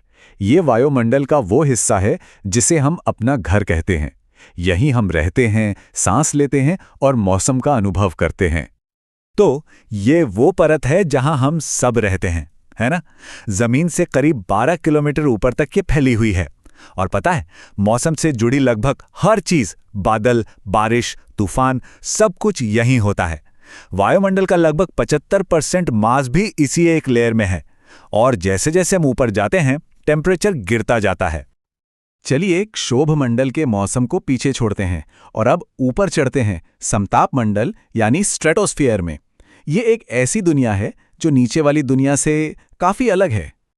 स्ट्रेटोस्फियर के पास एक बहुत जरूरी राज है, ओजोन लेयर। जी हाँ, यही वो लेयर है जो हमें सूरज की खतरनाक यूवी रेडिएशन से बचाती है। और क्योंकि ये रेडिएशन को सोख लेती है, यहां ऊपर जाने पर टेम्परेचर बढ़ता है, ट्रोपोस्फियर से बिल्कुल उल्टा। और इसी वजह से यहां हवा बहुत स्टेबल रहती है, जो जेट प्लेन्स के लिए एकदम परफेक्ट है। अच्छा, स्ट्रेटोस्फियर की गर्मी को अब पीछे छोड़ते हैं। हम एंटर कर रहे हैं मध्यमंडल यानी मेसोस्फियर में। यहां टेम्परेचर फिर से गिरना शुरू हो जाता है और ये वायुमंडल का सबसे ठंडा इलाका बन जाता है। यहां तापमान -90 डिग्री सेल्सियस तक पहुंच सकता है। ये परत, ये पृथ्वी की मीटियोर शील्ड है। जब स्पेस से पत्थर हमारी तरफ आते हैं तो वो इसी लेयर में हवा के फ्रिक्शन से जलकर राख हो जाते हैं। और वो जो हमें टूटता तारा या शूटिंग स्टार दिखाई देता है ना, वो असल में इसी लेयर में जलता हुआ एक उल्कापिंड होता है। मीजोस्फेयर की जमा देने वाली ठंड से अब हम एक बड़ी छलांग लगाते हैं थर्मोस्फेयर में, और यहां टेम्परेचर सरप्राइजिंगली फिर से बढ़ना शुरू हो जाता है। यहाँ टेम्परेचर बहुत तेजी से बढ़ता है। इसी लेयर में है आयन मंडल, जो रेडियो कम्युनिकेशन के लिए बहुत जरूरी है। और यहीं पर होता है कुदरत का सबसे शानदार लाइट शो, अरोरा, वो जो आसमान में हरे, गुलाबी, नीले रंग नाचते हुए दिखते हैं। यहाँ का टेम्परेचर 2000 डिग्री सेल्सियस तक जा सकता है, सोचिए। लेकिन यहाँ हवा के मॉलिक्यूल्स इतने दूर दूर होते हैं कि वो ज्यादा गर्मी ट्रांसफर ही नहीं कर पाते। तो इतने हाई टेम्परेचर के बावजूद अगर कोई वहां होता तो उसे ठंड ही महसूस होती। और अब हम पहुंच गए हैं अपनी यात्रा के आखिरी पड़ाव पर, बहिर्मंडल यानी एक्सोस्फीयर। ये पृथ्वी के वायुमंडल और खुले स्पेस के बीच की आखिरी सरहद है। ये वायुमंडल की सबसे बाहरी परत है। यहाँ हवा इतनी पतली है, इतनी थिन है कि इसके पार्टिकल्स स्पेस में एस्केप कर जाते हैं। और यहीं पर हमारी ज्यादातर सैटेलाइट्स पृथ्वी का चक्कर लगाती हैं और हमें बाहरी अंतरिक्ष से जोड़ती हैं। तो जैसा कि हमने देखा, हमारा वायुमंडल सिर्फ गैसों का एक गोला नहीं है, ये तो एक बहुत ही कॉम्प्लेक्स लेयर्ड सिस्टम है। हर परत का अपना एक खास काम है और ये सब मिलकर एक साथ काम करके पृथ्वी पर जीवन को मुमकिन बनाती हैं। तो चलिए एक क्विक रीकैप करते हैं। हर परत एक जरूरी भूमिका निभाती है। ट्रोपोस्फियर, जहां मौसम बनता है और हम रहते हैं। स्ट्रेटोस्फियर, जो हमें ओजोन की ढाल देता है। मीजोस्फियर, जो हमें उल्कापिंडों से बचाता है। थर्मोस्फियर, जहां से हमारा ग्लोबल कम्युनिकेशन चलता है। और एक्सोस्फियर, जहां हमारी सैटेलाइट्स मौजूद हैं। हर परत एक बड़ी सुरक्षा प्रणाली का हिस्सा है। ये सब कुछ गैसों और परतों के एक बहुत ही नाजुक बैलेंस पर टिका हुआ है। लेकिन क्या होगा अगर हम इस बैलेंस को बिगाड़ दें? हमारी एक्टिविटीज इस सिस्टम को कैसे अफेक्ट कर रही हैं? ये एक ऐसा सवाल है जिसके बारे में सोचना जरूरी है। आखिर हम इस जरूरी ढाल को बचाने के लिए क्या कर सकते हैं जो हमें जिंदा रखती है? सोचिए, हमारी पृथ्वी एक बहुत बड़े इंजन की तरह है और इसे चलाता कौन है? सूरज। लेकिन ये इंजन हमारे ग्रह को इतना आरामदायक, इतना गर्म रखता कैसे है? चलिए इसी के बारे में आज जानते हैं। कभी सोचा है कि हमारी पृथ्वी का औसत तापमान +15 डिग्री सेल्सियस क्यों है? ये जमी हुई -18 डिग्री भी तो हो सकती थी, एकदम बर्फीला गोला। और देखिए, ये कोई छोटा मोटा अंतर नहीं है, ये तो जिंदगी और बर्फ के बीच का फर्क है। और इसका जवाब वाकई में बहुत दिलचस्प है। इस सवाल का जवाब शुरू होता है करीब 9 करोड़ 30 लाख मील दूर से सूरज की एक अकेली किरण के साथ। तो आज हम इसी किरण का सफर देखेंगे। ये कैसे सूरज से निकलकर हम तक पहुंचती है और हमारे ग्रह को गर्म रखती है। तो हमारे सफर का पहला पड़ाव है इसका पावर सोर्स। भाई सीधी सी बात है, हर इंजन को ईंधन चाहिए और हमारे ग्रह का ईंधन है सूरज। देखिए, सूरज से जो ये एनर्जी हमें मिलती है उससे कहते हैं सोलर रेडिएशन। ये सिर्फ रोशनी नहीं है, नहीं, ये गर्मी और दूसरी एनर्जी वेव्स का एक पूरा का पूरा पैकेज है। और यही वो ताकत है जिससे हवाएं चलती हैं, समुद्र गर्म होते हैं और सच कहें तो पृथ्वी पर हर मौसम इसी से बनता है। तो करोड़ों मील का लंबा सफर करने के बाद हमारी सूरज की किरण आखिरकार अपनी मंजिल पर पहुंची गई। अब ये देखना है कि पृथ्वी पर इसका स्वागत होता कैसे है। यहां एक जरूरी शब्द आता है, इंसुलेशन। ये बना है इनकमिंग सोलर रेडिएशन से। मतलब एकदम आसान भाषा में कहें तो ये वो सौर ऊर्जा है जो असल में पृथ्वी की सतह तक पहुंच पाती है। और हिसाब सीधा है, ये जितनी ज्यादा होगी हमारा ग्रह उतना ही गर्म होगा। तो सवाल ये है कि इस आने वाली ऊर्जा को कंट्रोल क्या करता है? देखिए, 4 मेन बातें हैं। पहली, सूरज की किरणों का एंगल क्या है। दूसरी, दिन की लंबाई कितनी है। तीसरी, पृथ्वी सूरज से कितनी दूर है। और चौथी, हमारा वायुमंडल कितना पारदर्शी है। इन सभी चीजों में से सूरज की किरणों का एंगल सबसे ज्यादा जरूरी है। जरा सोचिए, भूमध्य रेखा पर किरणें लगभग सीधी पड़ती हैं, बिल्कुल एक टॉर्च की सीधी लाइट की तरह, तो सारी गर्मी एक छोटी सी जगह पर इकट्ठी हो जाती है। वहीं दूसरी तरफ ध्रुवों पर वही किरणें तिरछी पड़ती हैं और एक बड़े इलाके में फैल जाती हैं। नतीजा ये होता है कि वहां ठंडक रहती है। लेकिन कहानी इतनी सीधी भी नहीं है। पृथ्वी तक पहुंचना कोई आसान काम नहीं। हमारी सूरज की किरण को पहले एक तरह के ऑब्स्टेकल कोर्स, एक चक्रव्यूह से गुजरना पड़ता है, और वो है हमारा वायुमंडल। तो जैसे ही ये सोलर रेडिएशन हमारे वायुमंडल में घुसता है, इसके साथ 3 चीजें हो सकती हैं। पहला, ये वापस स्पेस में उछल जाए, जिसे हम रिफ्लेक्शन कहते हैं। दूसरा, ये हर दिशा में बिखर जाए, जिसे स्कैटरिंग कहते हैं। या फिर तीसरा, इसे वायुमंडल या जमीन सोख ले, यानी अब्जॉर्प्शन। अच्छा, इस रिफ्लेक्शन को एल्बेडो से नापा जाता है। एल्बेडो का मतलब है कि कोई सतह कितनी चमकदार है, कितनी रोशनी वापस भेजती है। जैसे ताज़ा बर्फ, वो तो एक बड़े आईने की तरह है, 80 से 90% रोशनी वापस स्पेस में फेंक देती है। वहीं एक घना जंगल ज्यादातर रोशनी सोख लेता है। अगर पूरी पृथ्वी का औसत देखें तो हम करीब 31% आने वाली रोशनी को वापस भेज देते हैं। और वो दूसरा वाला क्या था? प्रकीर्णन यानी स्कैटरिंग। तो हमारे वायुमंडल में मौजूद गैसें जब सूरज की रोशनी को बिखेरती हैं, उसी की वजह से हमें आसमान नीला दिखाई देता है। ये एक रोज का अनुभव है जो सीधा सीधा इसी विज्ञान से जुड़ा है। अब बात करते हैं उस ऊर्जा की जो सोख ली जाती है। हमारा वायुमंडल ना एक फिल्टर की तरह काम करता है। सबसे पहले तो ओजोन लेयर है जो खतरनाक यूवी किरणों को सोखकर हमारी रक्षा करती है। फिर वाटर वेपर और कार्बन डाइऑक्साइड जैसी गैसें कुछ गर्मी को सोख लेती हैं, और इस फिल्टर से जो भी बचकर निकलता है उसका ज्यादातर हिस्सा पृथ्वी की सतह सोख लेती है, जिससे जमीन गर्म हो जाती है। तो ठीक है, एनर्जी अंदर आ रही है और पृथ्वी गर्म हो रही है। पर एक मिनट, अगर ऐसा ही चलता रहा तो हमारा ग्रह उबल क्यों नहीं जाता? इसका जवाब पृथ्वी के अपने खास थर्मोस्टेट में छिपा है। ये सब कुछ एक संतुलन का खेल है। पृथ्वी सूरज से शॉर्टवेव एनर्जी सोखती है, जिससे वो गर्म होती है। फिर गर्म होने पर वो अपनी खुद की लॉन्ग वेव गर्मी वापस स्पेस में छोड़ती है, जिससे वो ठंडी होती है। मतलब आने वाली एनर्जी बनाम बाहर जाने वाली एनर्जी। यही है ग्लोबल हीट बैलेंस। और यहीं पर हमारी कहानी का सबसे जरूरी हिस्सा आता है, ग्रीन हाउस इफेक्ट। ये पूरी तरह से एक नेचुरल और बहुत जरूरी प्रक्रिया है। हमारे वायुमंडल में कुछ गैसें हैं जो एक कंबल की तरह काम करती हैं। वो पृथ्वी से बाहर जा रही कुछ गर्मी को रोक लेती हैं, जिससे हमारा ग्रह गर्म बना रहता है। और बस यही है हमारे पहले सवाल का जवाब। इसी नेचुरल ग्रीन हाउस इफेक्ट की वजह से पृथ्वी का औसत तापमान +15 डिग्री सेल्सियस है। अगर ये ना होता तो पृथ्वी वाकई में एक बर्फीला गोला होती, -18 डिग्री वाला। और यही जो ग्लोबल बैलेंस है, इसी की वजह से हमें दुनिया भर में अलग अलग तरह के क्लाइमेट देखने को मिलते हैं। तो फिर कुछ जगहें गर्म और कुछ ठंडी क्यों होती हैं? इसके पीछे कई कारण हैं, जैसे कि आप भूमध्य रेखा से कितने दूर हैं, समुद्र तल से आपकी ऊंचाई कितनी है, या आप समुद्र से कितने दूर हैं।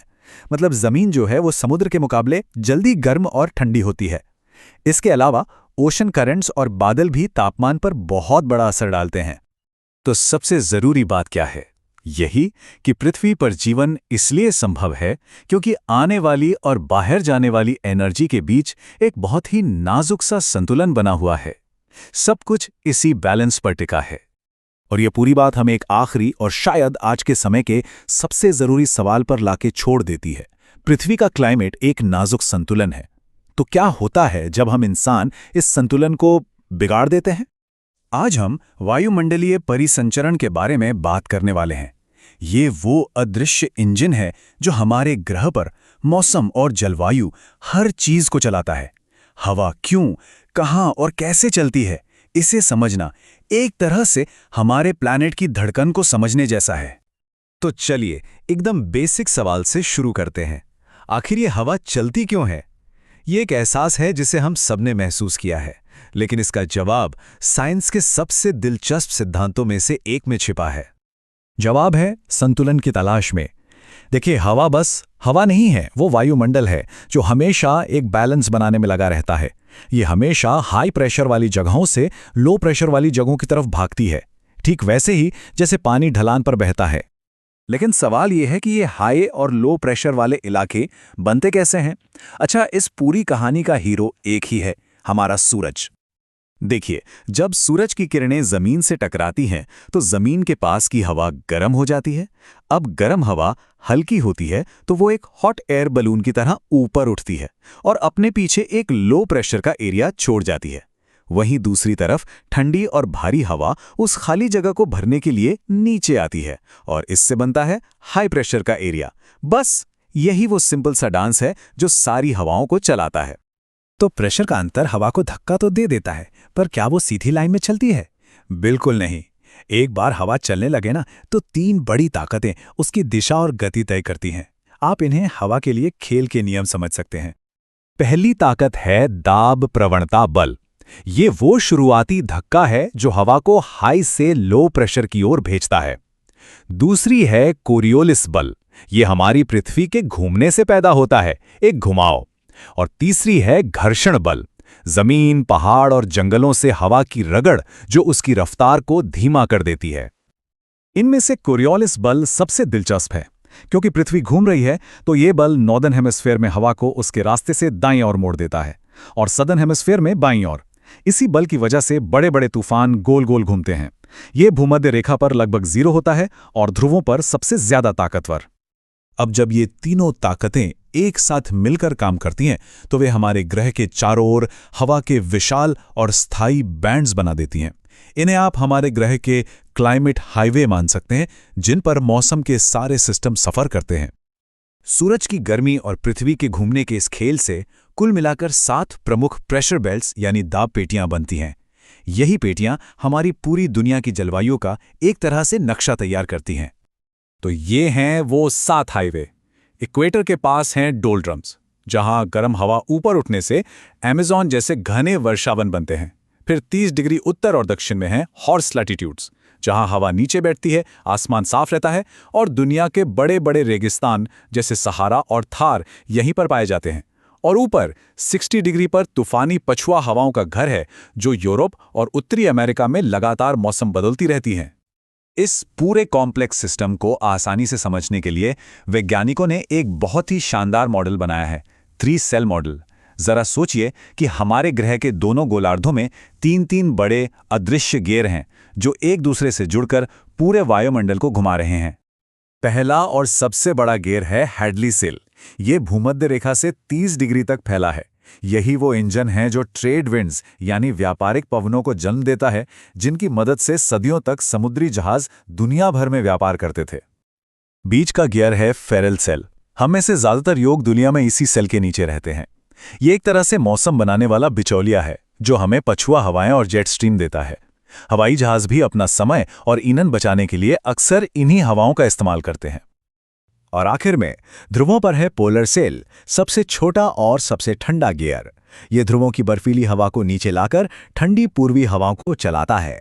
ये तीनों सेल मिलकर एक विशाल ग्लोबल कन्वेयर बेल्ट की तरह काम करते हैं, जो गर्मी को भूमध्य रेखा से ध्रुवों तक पहुंचाते हैं। लेकिन ये इंजन हमेशा एक ही रफ्तार से नहीं चलता। ये एक डायनामिक सिस्टम है जो मौसमों के साथ और कई सालों के चक्रों में अपने गियर बदलता रहता है, जिससे पूरी दुनिया का मौसम प्रभावित होता है। इसका सबसे बड़ा उदाहरण है भारतीय मानसून। गर्मियों में सूरज के साथ ये प्रेशर बेल्ट्स उत्तर की ओर खिसक जाती हैं और समुद्र से नमी से लबालब हवा को खींच कर लाती हैं, जिससे जबरदस्त बारिश होती है। सर्दियों में यही सिस्टम उलट जाता है और सूखी हवाएं चलती हैं। और इससे भी बड़े पैमाने पर अल नीनो और ला नीना जैसे चक्र होते हैं। ये प्रशांत महासागर में चलने वाली ट्रेड विंड्स के कमजोर या मजबूत होने से पैदा होते हैं, लेकिन इनका असर पूरी दुनिया पर पड़ता है। कहीं भयंकर सूखा पड़ता है तो कहीं विनाशकारी बाढ़ आ जाती है। ये दिखाता है कि हमारा ग्रह एक दूसरे से कितना जुड़ा हुआ है। तो आखिर में सबसे जरूरी बात यह है कि ये पूरा सिस्टम, ये सभी सेल्स और हवाएं, ये सब मिलकर ही हमारी दुनिया के मौसम और जलवायु को बनाते हैं। ये हमारे ग्रह की वो सांस है जो जीवन देती है, जो गर्मी और नमी को वहां पहुंचाती है जहां उसकी जरूरत है। तो हमने ये तो समझ लिया कि ये इंजन कैसे काम करता है, पर यह हमें एक बहुत बड़े और अहम सवाल पर लाकर खड़ा कर देता है। जैसे जैसे हमारी दुनिया गर्म हो रही है, हवा का ये सदियों पुराना पैटर्न कैसे बदलेगा? इस ग्लोबल इंजन में बदलाव के हमारे लिए क्या मायने होंगे? नमस्कार। कभी सोचा है कि जो पानी विशाल समुद्रों में लहराता है, वो आखिर आसमान में तैरते बादलों तक पहुंचता कैसे है? आज हम पानी के इसी हैरान कर देने वाले सफर की कहानी को समझेंगे, जो वो हमारे वायुमंडल में तय करता है, एक अदृश्य भाप से लेकर बादल और फिर बारिश की बूंद बनने तक। ये एक ऐसा सवाल है जो सुनने में तो बहुत सीधा लगता है, पर इसका जवाब एक कमाल की यात्रा में छिपा है। तो चलिए इस सफर की गहराइयों में उतरते हैं और इस पूरे रहस्य से पर्दा उठाते हैं। देखिए, हमारा ये सफर शुरू होता है उस पानी से जिसे हम देख भी नहीं सकते, पर वो हर वक्त हमारे चारों तरफ मौजूद है।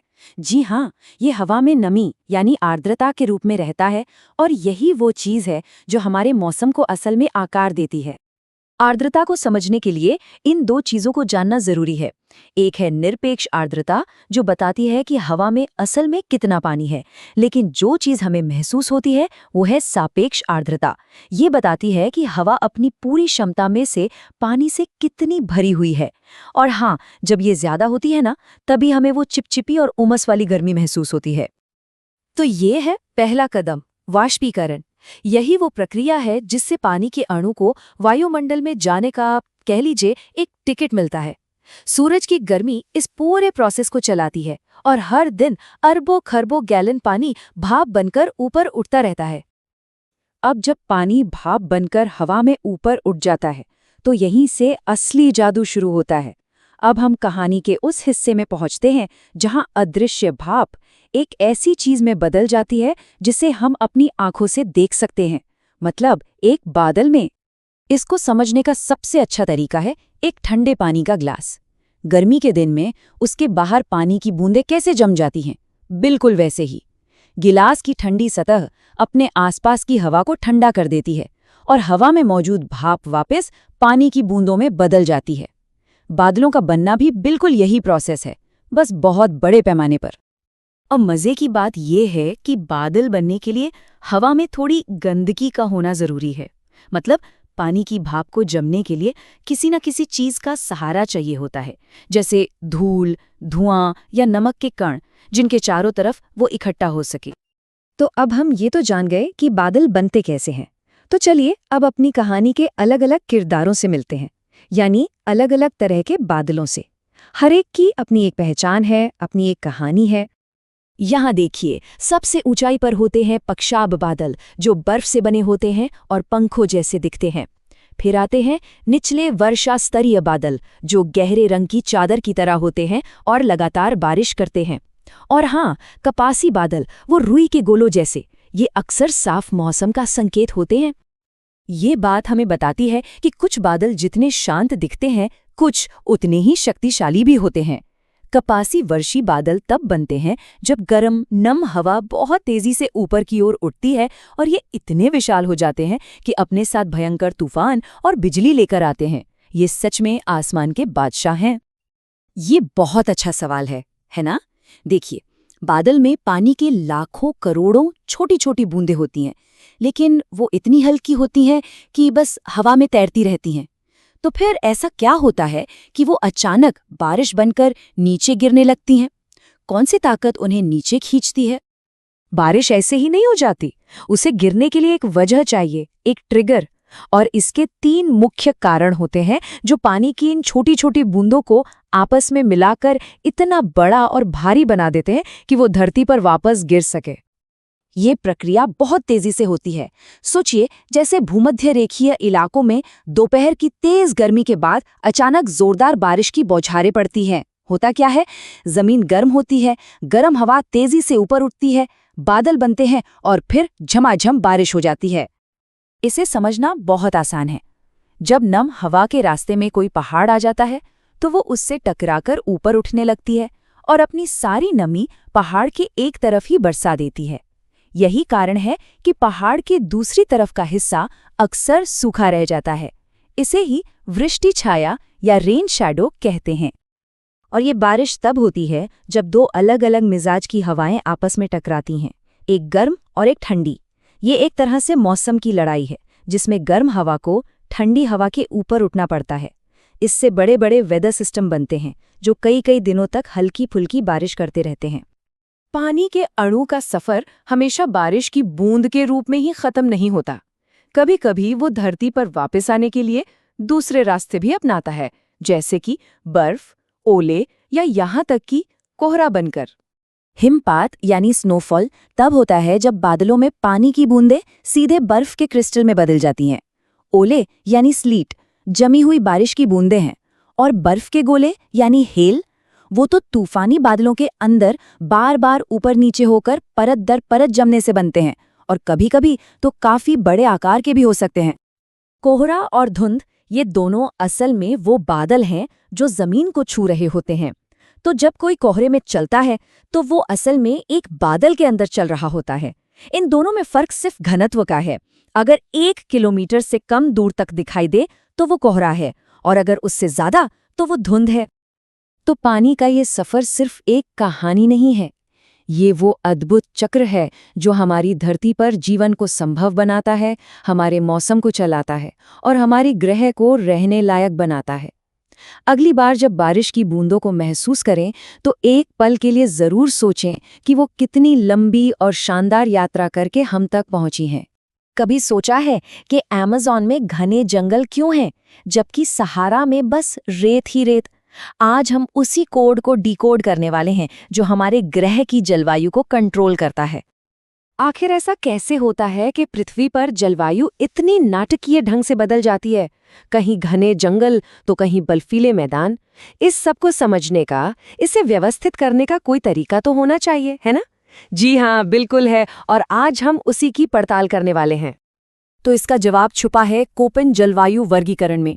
ये एक बहुत ही शानदार सिस्टम है, समझिए एक तरह का कोड जो हमें पृथ्वी की अलग अलग जलवायु के रहस्यों को समझने में मदद करता है। तो चलिए इस कोड को क्रैक करना शुरू करते हैं। देखिए, इस सिस्टम की खूबसूरती इसकी सादगी में है। ये सिर्फ 2 चीजों पर फोकस करता है, तापमान और बारिश।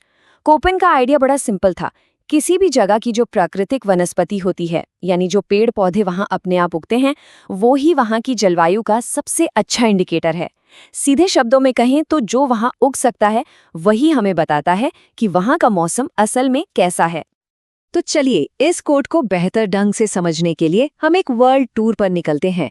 हम भूमध्य रेखा यानी इक्वेटर के गर्म इलाकों से शुरू करेंगे और ध्रुवों की बर्फीली ठंड तक जाएंगे, और रास्ते में हम 5 मुख्य जलवायु समूहों की खोज करेंगे।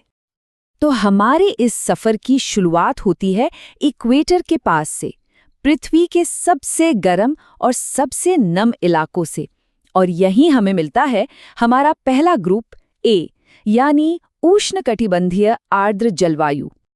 इन इलाकों की खास बात यह है कि यहाँ साल भर लगातार गर्मी और नमी बनी रहती है। यहाँ तक कि सबसे ठंडे महीने का औसत तापमान भी 18 डिग्री सेल्सियस से नीचे नहीं जाता, और यहाँ होने वाली भारी बारिश की वजह से घने हरे भरे जंगल उगते हैं। लेकिन क्या सारे ट्रॉपिकल क्लाइमेट एक जैसे होते हैं? नहीं, ए ग्रुप के अंदर भी वैरायटी है, और ये फर्क आता है बारिश के पैटर्न से। एफ या वर्षावन जैसा अमेज़न में है, वहां कोई सूखा मौसम नहीं होता। एएम या मॉनसून में एक छोटा सूखा मौसम होता है, और एडब्ल्यू या सवाना में, जैसे कि अफ्रीकी घास के मैदानों में, गीले और सूखे मौसम के बीच साफ साफ फर्क देखा जा सकता है। चलिए अब इन नम इलाकों से निकलकर दुनिया के सूखे हिस्सों में चलते हैं, उन जगहों पर जहां पानी किसी कीमती खजाने से कम नहीं है। यहाँ की सबसे बड़ी पहचान ही है नमी की कमी। इन इलाकों में जितनी बारिश होती है उससे कहीं ज्यादा पानी भाप बनकर हवा में उड़ जाता है, और इसका नतीजा, यहाँ ऐसी वनस्पति पाई जाती है जिसने बहुत मुश्किल हालात में जीना सीख लिया है। लेकिन एक मजेदार बात यह है कि रेगिस्तान का मतलब हमेशा चिलचिलाती धूप नहीं होता। सहारा जैसे गर्म रेगिस्तान तो साल भर गर्म रहते हैं, लेकिन गोबी जैसे ठंडे रेगिस्तान भी होते हैं, जहां गर्मियां तो बहुत गर्म होती हैं, लेकिन सर्दियां इतनी कठोर और बर्फीली होती हैं कि तापमान 0 से बहुत नीचे चला जाता है। तो अब रेगिस्तान की गर्मी से निकलकर हम पहुंचते हैं दुनिया के उन हिस्सों में जहां मौसम काफी सुहावना रहता है और जहां दुनिया की ज्यादातर आबादी रहती है। सी क्लाइमेट की खासियत ही यही है कि यहाँ मौसम बैलेंस्ड होते हैं। ये वो जगहें हैं जहाँ 4 अलग अलग मौसम देखने को मिलते हैं: गर्मी, सर्दी, पतझड़ और बसंत। और यहाँ सर्दियाँ आमतौर पर बहुत ज्यादा कठोर नहीं होती। और यहाँ भी कहानी बारिश के पैटर्न पर ही टिकी है। सी या भूमध्य सागरीय जलवायु में गर्म, सूखी गर्मियाँ और नम सर्दियाँ होती हैं। CFA में गर्मियाँ काफ़ी नम होती हैं, और CFB या समुद्री पश्चिमी तट की जलवायु में गर्मियाँ ठंडी और सर्दियाँ हल्की और नम होती हैं। हमारा सफ़र अब और भी उत्तर की तरफ बढ़ रहा है, उन ऊंचे अक्षांशों की ओर जहाँ विशाल जंगलों का राज है और सर्दियाँ लंबी और बहुत कठोर होती हैं। डी क्लाइमेट की पहचान है मौसम के बीच का ज़बरदस्त अंतर। यहाँ गर्म और ठंडे महीनों के तापमान में बहुत बड़ा फासला होता है। सर्दियाँ बहुत लंबी और बर्फीली होती हैं, जबकि गर्मियाँ छोटी और हल्की होती हैं, जो विशाल शंकुधारी यानी कॉनिफेरस जंगलों के लिए एकदम सही हैं। और लीजिए, अब हम अपने सफर के आखिरी पड़ाव पर पहुंच गए हैं, पृथ्वी की सबसे ठंडी, सबसे मुश्किल जगहों पर। यहाँ मुख्य रूप से दो प्रकार है। एक है ईटी या टुंड्रा, जहाँ गर्मियों में कुछ समय के लिए जमीन की ऊपरी परत पिघलती है और काई जैसी वनस्पति उगती है। और दूसरा है ईएफ या आइस कैप, जहाँ तापमान हमेशा ही 0 से नीचे रहता है और सब कुछ बर्फ की मोटी चादर से ढका होता है, जैसा कि अंटार्कटिका में है। लेकिन रुकिए, इस सफर में एक छोटा सा ट्विस्ट है। एक ऐसी जलवायु भी है जो अक्षांश के इस उत्तर से दक्षिण वाले नियम को नहीं मानती। ये कंट्रोल होती है ऊंचाई से। हिमालय या एंडीज जैसी बड़ी पर्वत श्रृंखलाएं अपनी खुद की जलवायु बना लेती हैं। सोचिए, आप भूमध्य रेखा के पास हैं, लेकिन एक ऊंचे पहाड़ पर चढ़ना शुरू करते हैं। जैसे जैसे आप ऊपर जाएंगे, आप ट्रॉपिकल से टुंड्रा जैसे हालात में पहुंच सकते हैं, और यह सब कुछ ही किलोमीटर्स में हो सकता है। ये सब ऊंचाई का खेल है, अक्षांश का नहीं, और इसीलिए हम इसे एच या हाईलैंड जलवायु कहते हैं। तो ठीक है, हमने ये पूरा कोड तो समझ लिया, लेकिन बड़ा सवाल ये है कि आखिर ये सब जानना जरूरी क्यों है? क्या ये सिर्फ किताबों में पढ़ने के लिए है? असल में ये सिस्टम बहुत ज्यादा काम का है। ये हमें समझने में मदद करता है कि दुनिया में जंगल, रेगिस्तान और घास के मैदान कहाँ और क्यों हैं। ये हमें खेती और रिसोर्स मैनेजमेंट की योजना बनाने में मदद करता है। और आज के दौर में तो ये और भी जरूरी हो गया है, क्योंकि ये हमें जलवायु परिवर्तन को ट्रैक करने के लिए एक बेसलाइन देता है। ये देखने के लिए कि हमारे ग्रह के गर्म होने पर ये क्लाइमेट जोन कैसे बदल रहे हैं। और यही बात हमें आज के सबसे बड़े सवाल पर लाकर खड़ा कर देती है। जलवायु परिवर्तन के इस दौर में जो नक्शा हम आज देख रहे हैं, क्या वो भविष्य में भी ऐसा ही रहेगा, या फिर हमारे ग्रह की बदलती सच्चाई के साथ इसे फिर से बनाना होगा? ये एक ऐसा सवाल है जिस पर हम सबको सोचना चाहिए।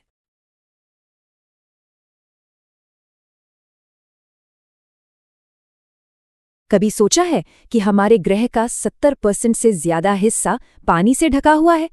पर यह सिर्फ पानी का एक बड़ा सा गड्ढा नहीं है। नहीं, ये तो एक पूरी छिपी हुई दुनिया है, जिसकी अपनी जमीन है, अपना मौसम है और अपने ही अलग नियम हैं। आज हम उसी दुनिया की गहराई में उतरने वाले हैं। यही सवाल आज हमारे इस सफर का मिशन है। बस ऐसा सोचिए कि हम एक सबमर्सिबल में बैठ चुके हैं और धीरे धीरे सतह से नीचे जा रहे हैं, समुद्र के सबसे अंधेरे कोनों की तरफ। हम देखने वाले हैं कि लहरों के नीचे असल में क्या छिपा है। तो तैयार हो जाइए, क्योंकि अब हम नीचे जा रहे हैं। लेकिन महासागर को समझने के लिए हमें पहले ये समझना होगा कि वो अकेला नहीं है। ये एक बहुत बड़े ग्लोबल सिस्टम का हिस्सा है जो पृथ्वी के सारे पानी को एक दूसरे से जोड़ता है। और यही सिस्टम एक तरह से हमारे ग्रह को शक्ति देता है, उसे चलाता है। ये सवाल सुनने में काफी आसान लगता है ना? पर इसका जवाब हमारे ग्रह के दिल की धड़कन को समझने जैसा है। एक ऐसा शक्तिशाली इंजन जो हमारे मौसम, हमारी जलवायु और यहाँ तक कि जीवन को भी चलाता है। और वो इंजन है जल चक्र। ये एक ऐसा चक्र है जो कभी नहीं रुकता। सूरज की गर्मी समुद्र से पानी को खींचकर भाप बना देती है। फिर ये भाप ऊपर उठती है, ठंडी होती है और बादल बन जाती है। और जब ये बादल भारी हो जाते हैं तो बारिश या बर्फ के रूप में पानी वापस जमीन पर आ जाता है। और आखिर में यही पानी नदियों से बहता हुआ वापस समुद्र में चला जाता है। एक अंतहीन सफर। तो इसका असल में मतलब क्या हुआ? इसका मतलब ये है कि हम एक बंद सिस्टम में हैं। ये सोचना कितना मजेदार है कि आज हम जो पानी पी रहे हैं, हो सकता है लाखों साल पहले किसी डायनासोर ने भी वही पानी पिया हो। ये सिर्फ अपना रूप बदलता है, इसकी मात्रा कभी नहीं बदलती। तो अब जब हमने आसमान वाली बड़ी तस्वीर देख ली है, तो चलिए अब नीचे उतरने की तैयारी करते हैं। हम लहरों के नीचे जा रहे हैं, एक ऐसे छिपे हुए लैंडस्केप का पता लगाने जो किसी भी महाद्वीप जितना ही विशाल और नाटकीय है। इसे महाद्वीप का एक तरह से बरामदा समझिए। ये वो उथला इलाका है जहां सूरज की रोशनी पहुंचती है और इसीलिए यहां समुद्री जीवन की सबसे ज्यादा हलचल होती है। ज्यादातर मछलियां और कोरल रीफ्स वगैरह यहीं पाए जाते हैं। और यहां से महाद्वीप का असली किनारा शुरू होता है। कल्पना कीजिए कि आप एक बहुत बड़ी चट्टान के किनारे पर खड़े हैं जो सीधे नीचे अंधेरे में गिरती है। ये वही महाद्वीपीय ढलान है। यहीं से गहरे रहस्यमयी समुद्र की असली शुरुआत होती है। ये मैदान पृथ्वी पर सबसे समतल जगहों में से है जो हजारों किलोमीटर तक फैले हैं। इसे आप समुद्र का विशाल शांत रेगिस्तान कह सकते हैं, जो लाखों सालों से ऊपर से गिर रहे समुद्री जीवों के अवशेषों की मोटी परतों से ढका हुआ है। हमारे ग्रह का पूरा इतिहास यहाँ दफन है। लेकिन ये मत सोचिए कि समुद्र का तल हर जगह समतल और उबाऊ है। नहीं, इन मैदानों के बीच में विशाल पर्वत, पठार और ऐसी गहरी घाटियां हैं जो जमीन पर मौजूद किसी भी लैंडस्केप को टक्कर दे सकती हैं। जी हाँ, समुद्र के नीचे भी ज्वालामुखी हैं। सी माउंट नुकीले पहाड़ होते हैं, जबकि गुयॉट वो पुराने ज्वालामुखी हैं जिनकी चोटी लहरों और धाराओं से घिसकर सपाट हो गई है, जैसे पानी के नीचे छिपे हुए विशाल पठार हों। जैसे जमीन पर नदियां घाटियां बनाती हैं, ठीक वैसे ही पानी के नीचे भी विशाल घाटियां हैं, और इनमें से कुछ तो इतनी बड़ी हैं कि अमेरिका का पूरा ग्रैंड कैनियन उनमें समा सकता है। अविश्वसनीय है ना? 11,000 मीटर, मतलब लगभग 11 किलोमीटर सीधा नीचे। ये हमारे ग्रह के महासागरों का सबसे गहरा ज्ञात बिंदु है, मारियाना ट्रेंच की गहराई। इस गहराई का अंदाजा लगाना भी मुश्किल है। मतलब दुनिया के सबसे ऊंचे पहाड़ माउंट एवरेस्ट को इसमें डाल दें तो भी उसकी चोटी पानी की सतह से 1 किलोमीटर नीचे होगी। यहाँ दबाव इतना ज्यादा होता है मानो एक हाथी आपकी उंगली के नाखून पर खड़ा हो। अब तक हमने देखा कि समुद्र तल कहाँ है और कैसा दिखता है। अब चलिए ये समझते हैं कि वहाँ का पानी कैसा महसूस होता है, यानी उसके गुण, जैसे कि तापमान। सतह पर तो तापमान बहुत अलग अलग होता है। भूमध्य रेखा के पास जहाँ सूरज की सीधी किरणें पड़ती हैं, पानी गर्म और आरामदायक होता है, लेकिन जैसे जैसे हम ध्रुवों की ओर बढ़ते हैं, पानी बर्फ की तरह ठंडा होता जाता है। ये समुद्र की सबसे ऊपरी परत है, जहाँ हम तैरते हैं और जिसे हम जानते हैं। ये सूरज और हवा से गर्म रहती है, लेकिन ये समुद्र का एक बहुत छोटा सा हिस्सा है। असली खेल तो इसके नीचे शुरू होता है। अब ये बहुत दिलचस्प है। थर्मोक्लाइन पानी में एक अदृश्य दीवार की तरह है। जैसे ही आप इससे गुजरते हैं, तापमान अचानक बहुत तेजी से गिरता है। ये गर्म सतह को ठंडी गहराई से अलग करती है, और ये दीवार समुद्री जीवन के फैलाव में एक बहुत बड़ी भूमिका निभाती है। 1000 मीटर के नीचे हम एक पूरी तरह से अलग दुनिया में पहुंच जाते हैं। यहाँ सूरज की कोई रोशनी नहीं है। ये एक विशाल, ठंडा और स्थिर क्षेत्र है जो हमारे ग्रह पर रहने लायक जगह का सबसे बड़ा हिस्सा है। यहाँ तापमान लगभग जमा देने वाला होता है।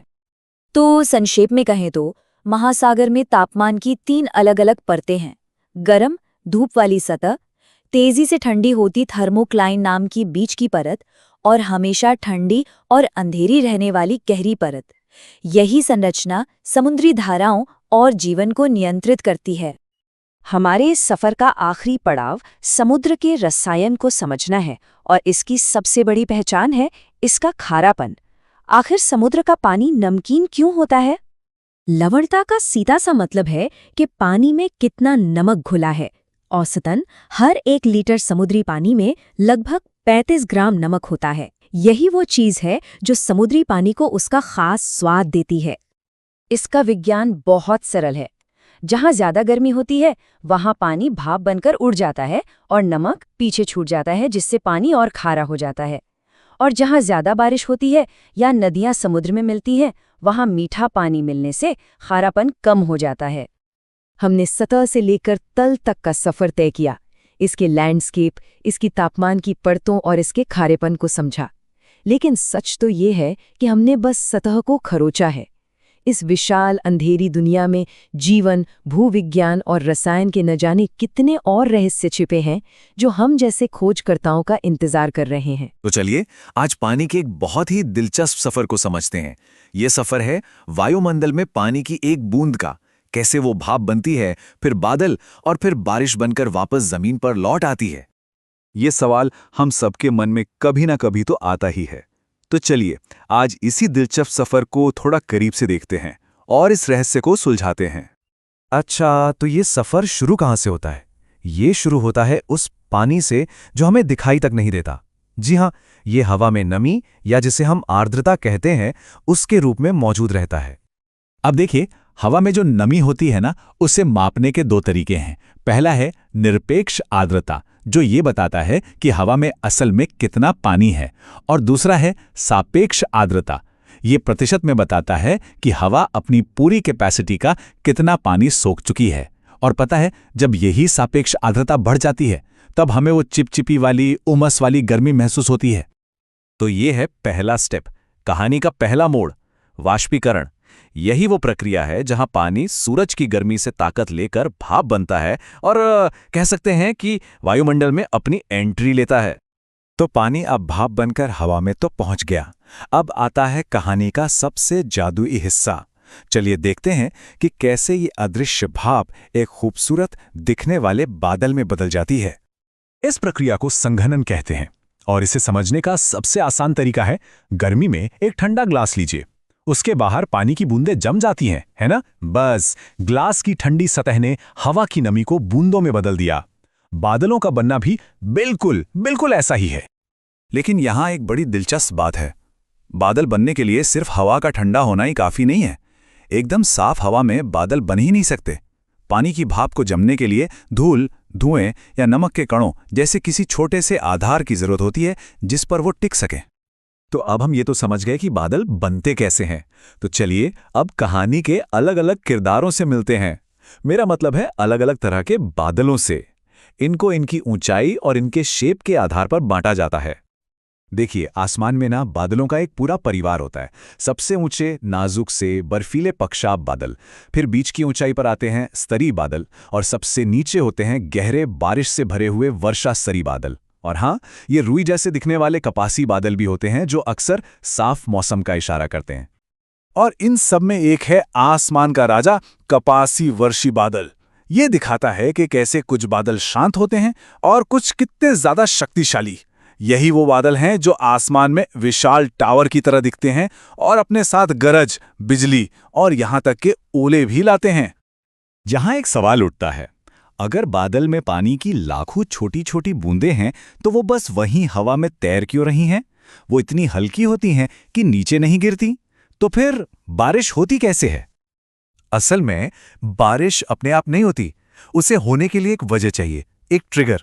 आइए उन 3 मेन वजहों को समझते हैं जो इन पानी की बूंदों को जमीन पर गिरने के लिए मजबूर कर देती हैं। पहली वजह है संवहनीय वर्षा। ये प्रोसेस बहुत तेजी से होता है। सोचिए, सूरज जमीन को गर्म करता है, गर्म हवा नमी लेकर तेजी से ऊपर उठती है, बादल बनते हैं और जोरदार बारिश हो जाती है। भूमध्य रेखीय इलाकों में तो ये लगभग रोज दोपहर में होने वाला नजारा है। दूसरी है पर्वतीय वर्षा। इसमें पहाड़ एक दीवार की तरह काम करता है। नमी वाली हवा आती है, पहाड़ से टकराकर ऊपर चढ़ने को मजबूर हो जाती है। ऊपर जाकर ठंडी होती है और अपनी सारी नमी पहाड़ के एक तरफ ही बरसा देती है, और इसी वजह से पहाड़ की दूसरी तरफ का हिस्सा अक्सर सूखा रह जाता है, जिसे वृष्टि छाया क्षेत्र भी कहते हैं। और तीसरी है चक्रवाती वर्षा। ये तब होती है जब गर्म और ठंडी हवा के 2 बड़े बड़े सिस्टम आपस में टकराते हैं। ये एक धीमी प्रक्रिया है। इस टकराव से मौसम में बड़े पैमाने पर बदलाव आते हैं और नतीजा होता है कई दिनों तक एक बड़े इलाके में होने वाली हल्की हल्की लगातार बारिश। तो क्या पानी का सफर हमेशा बारिश बनकर ही खत्म होता है? नहीं, बिल्कुल नहीं। कभी-कभी पृथ्वी पर वापस आने के लिए वो दूसरे रास्ते भी चुनता है। देखिए, पानी हमेशा बूंदों के रूप में नहीं बरसता। जब तापमान 0 से भी नीचे चला जाता है तो पानी की बूंदें सीधे बर्फ के क्रिस्टल बन जाती हैं और हम उसे हिमपात या स्नोफॉल कहते हैं। ओले असल में जमी हुई बारिश की बूंदें हैं, और जो बड़े बड़े बर्फ के गोले गिरते हैं वो तूफानी बादलों के अंदर बार बार ऊपर नीचे उछलने से बनते हैं और हर चक्कर में थोड़े और बड़े होते जाते हैं। और कोहरा और धुंध के बारे में क्या? असल में ये दोनों जमीन को छूते हुए बादल ही हैं। फर्क बस इतना सा है कि वो कितने घने हैं। अगर 1 किलोमीटर से कम दूर तक दिखता है तो वो कोहरा है, और अगर उससे ज्यादा देख सकते हैं तो वो धुंध है। तो अदृश्य भाप से लेकर हमारी दुनिया को आकार देने वाले बड़े बड़े तूफानों तक वायुमंडल में पानी का ये सफर सिर्फ एक कहानी नहीं है। ये वो इंजन है जो हमारे ग्रह की जलवायु को चलाता है। यही वो चक्र है जो हमारी धरती पर जीवन को संभव बनाता है, हमारे मौसम को कंट्रोल करता है। सच में अद्भुत है ना? नमस्ते। हमारे प्लैनेट का 71% हिस्सा पानी से ढका हुआ है, लेकिन ये सिर्फ पानी नहीं है। ये एक बहुत बड़ा इंजन है जो हमारी जलवायु, हमारे मौसम और हमारी जिंदगी को चलाता है। तो चलिए इस महासागर इंजन की फिजिक्स को समझते हैं। जरा सोचिए, पृथ्वी पर हर 4 में से 3 हिस्से महासागर हैं। ये इतना विशाल है कि स्पेस से हमारा ग्रह नीला ही दिखाई देता है, और यही विशालता महासागर को हमारे प्लैनेट की सबसे ताकतवर शक्ति बनाती है। तो सवाल ये उठता है कि ये विशाल नीला एक्सपेंस असल में करता क्या है? क्या ये सिर्फ मछलियों का घर है? नहीं, बिल्कुल नहीं। इसका काम इससे कहीं ज्यादा गहरा है। ये हमारे ग्रह का दिल और फेफड़े दोनों है, और ये कैसे काम करता है ये समझना बहुत जरूरी है। महासागर को एक मल्टीटास्किंग जीनियस कह सकते हैं। एक तरफ तो ये हमारे ग्रह के एयर कंडीशनर की तरह काम करता है, जलवायु को कंट्रोल करता है और CO2 सोखता है। दूसरी तरफ ये एक बहुत बड़ा सुपरमार्केट है, हमें खाना और मिनरल्स देता है, और साथ ही ये दुनिया का सबसे बड़ा शिपिंग हाईवे भी है। ये सब कुछ आपस में जुड़ा हुआ है। तो चलिए देखते हैं कि आज हम क्या-क्या समझने वाले हैं। पहले हम महासागर को पृथ्वी के इंजन के तौर पर देखेंगे। फिर इसके 2 मेन पार्ट्स, तापमान और नमक को समझेंगे। इसके बाद इसकी गति यानी लहरों और ज्वार पर नजर डालेंगे। फिर इन सब से मिलकर बनने वाले महान क्लाइमेट कन्वेयर को जानेंगे, और आखिर में ये देखेंगे कि गहराई से जीवन कैसे पनपता है। ठीक है, तो चलो इस इंजन के 2 सबसे जरूरी पुर्जों से शुरू करते हैं, तापमान और नमक। ये 2 बहुत ही सिंपल सी चीजें हैं, लेकिन यही तय करती हैं कि महासागर का पानी कहाँ जाएगा, कैसे बहेगा और पूरी दुनिया के मौसम पर कैसे असर डालेगा। इसको ना ऐसे समझ सकते हैं, भूमध्य रेखा के पास महासागर एक गर्म पानी के टब जैसा है, जहां पानी का टेम्परेचर 25 डिग्री सेल्सियस से भी ज्यादा हो सकता है। लेकिन जैसे जैसे हम ध्रुवों की ओर जाते हैं, ये बर्फीले पानी में बदल जाता है, जो फ्रीजिंग पॉइंट से भी नीचे होता है। टेम्परेचर का यही फर्क एनर्जी पैदा करता है। अब सतह के नीचे कुछ बहुत इंटरेस्टिंग होता है, जिसे कहते हैं थर्मोक्लाइन। ये समझिए एक तरह की अदृश्य दीवार है। इसके ऊपर पानी गर्म और हलचल भरा होता है, लेकिन जैसे ही इसे पार करते हैं, टेम्परेचर अचानक गिर जाता है। 1000 मीटर नीचे एक शांत, अंधेरी और लगभग जमी हुई दुनिया में पहुंच जाते हैं। अब आते हैं दूसरे कंपोनेंट पर, नमक। मतलब अगर 1 लीटर समुद्री पानी लेकर उसे उबालें और सारा पानी उड़ा दें, तो लगभग 35 ग्राम नमक मिलेगा। यही इसका औसत खारापन है, पर यह हर जगह एक जैसा नहीं होता। तो ये खारापन बदलता क्यों है? भाई, ये एक सिंपल सा बैलेंस का खेल है। जिन जगहों पर सूरज की गर्मी से पानी ज्यादा उड़ता है, वहां नमक पीछे रह जाता है और पानी ज्यादा खारा हो जाता है, जैसे रेड सी। और जहां ताज़ा पानी ज्यादा आता है, बारिश, नदियों या पिघलते ग्लेशियरों से, वहां पानी कम खारा होता है, जैसा कि बाल्टिक सी में होता है। तो तापमान और नमक तो हुई महासागर के अंदर की कहानी। अब बात करते हैं उन बाहरी ताकतों की जो इसे कह सकते हैं नचाती हैं। हवा और चांद, इनसे पैदा होती हैं लहरें और ज्वार, जो समुद्र की कभी न रुकने वाली धड़कन है। अक्सर हमें लगता है कि लहरों के साथ पानी आगे बढ़ रहा है, पर ऐसा है नहीं। लहरें असल में पानी के जरिए ट्रैवल करने वाली एनर्जी हैं। पानी खुद कहीं नहीं जा रहा, बस एनर्जी आगे बढ़ रही है, ठीक वैसे ही जैसे पानी में कोई चीज अपनी ही जगह पर ऊपर नीचे होती रहती है। और ज्वार का क्या? ये तो समुद्र के लेवल का रोज का उठना और गिरना है, और इसकी मेन वजह है चंद्रमा का ग्रेविटेशनल पुल, जो पृथ्वी के पानी को अपनी ओर खींचता है। सूरज भी इसमें मदद करता है, लेकिन चंद्रमा पास होने की वजह से ज्यादा पावरफुल है। इसे ऐसे सोचिए, जब सूरज और चांद एक ही टीम में होते हैं, मतलब एक सीधी लाइन में, तो वो मिलकर पानी को जोर से खींचते हैं, जिससे सबसे ऊंचा ज्वार यानी स्प्रिंग टाइड आता है। लेकिन जब वो एक दूसरे के खिलाफ खींचते हैं, राइट एंगल पर, तो उनकी ताकत बढ़ जाती है और हमें मिलता है सबसे कमजोर ज्वार यानी नीप टाइड। अब हम पहुंचते हैं इस पूरे विश्लेषण के सबसे जरूरी हिस्से पर, कैसे महासागर के गुण और गतियां मिलकर एक ग्लोबल सिस्टम बनाते हैं जो पृथ्वी के थर्मोस्टैट की तरह काम करता है। महासागर की धाराएं कह सकते हैं हमारे प्लैनेट का सेंट्रल हीटिंग और एयर कंडीशनिंग सिस्टम है। गर्म धाराएं जैसे गल्फ स्ट्रीम इक्वेटर से गर्म पानी लेकर ठंडे ध्रुवों की ओर जाती हैं, और ठंडी धाराएं जैसे पेरू करंट ध्रुवों से ठंडा पानी वापस गर्म इक्वेटर की तरफ लाती हैं। ये एक बहुत बड़ी सर्कुलेशन सिस्टम है। और इस टेबल में इन धाराओं का जबरदस्त असर देखा जा सकता है। ध्यान दीजिए, गर्म धाराएं अपने साथ नमी और गर्मी लाती हैं, जिससे बारिश होती है और सर्दियां हल्की होती हैं। इसके बिल्कुल उलट ठंडी धाराएं सूखी हवा लाती हैं, जो कोहरा तो बना सकती हैं लेकिन बारिश नहीं। वो इतनी पावरफुल हैं कि अपने रास्ते में रेगिस्तान तक बना सकती हैं। तो इस सब का निचोड़ क्या है?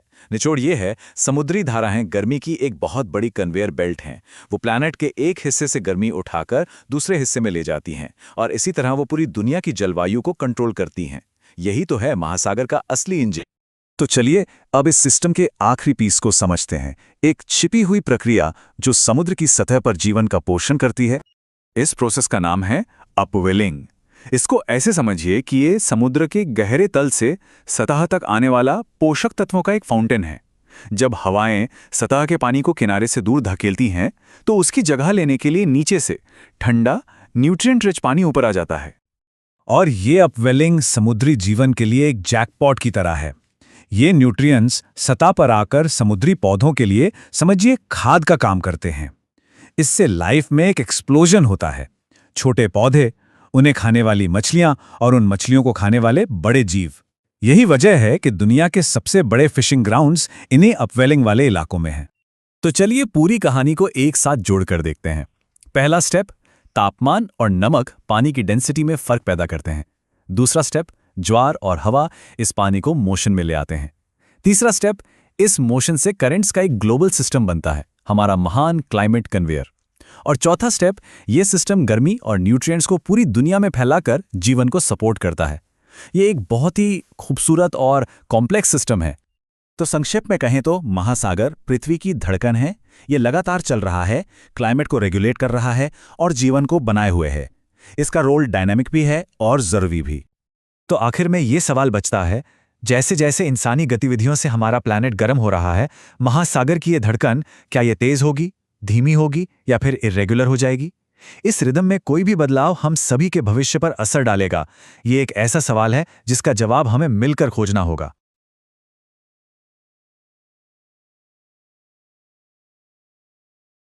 नमस्कार। कभी सोचा है कि हमारी ये जो हरी भरी खूबसूरत धरती है, क्या ये हमेशा से ऐसी ही थी?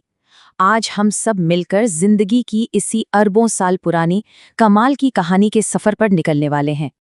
तो सबसे बड़ा सवाल यही है, एक ऐसा ग्रह जो बस आग उगल रहा था, वीरान था, वो जिंदगी से भरी इतनी खूबसूरत दुनिया में आखिर बदला कैसे?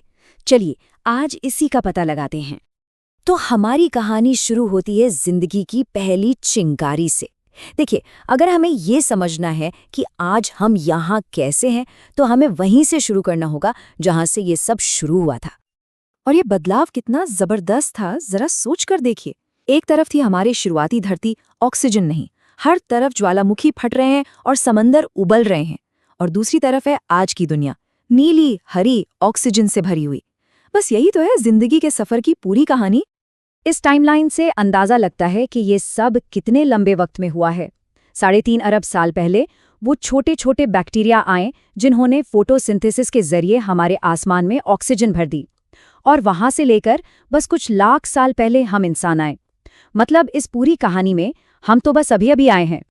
ठीक है, तो जिंदगी शुरू तो हो गई, लेकिन सवाल ये है कि ये सब एक साथ मिलकर काम कैसे करता है। चलिए इस कमाल के वेब ऑफ लाइफ यानी जीवन के जाल को थोड़ा और करीब से देखते हैं। और इस जाल को समझने के लिए सबसे जरूरी चीज है बायोडाइवर्सिटी यानी जैव विविधता। इसका मतलब सिर्फ ये नहीं कि कितने तरह के जानवर या पेड़ पौधे हैं, नहीं, इसका मतलब है हर लेवल पर वैरायटी, चाहे वो एक ही स्पीशीज के अंदर हो या फिर पूरे के पूरे इकोसिस्टम में। और ये जो तरह तरह के जीव हैं, ये रहते हैं इकोसिस्टम में।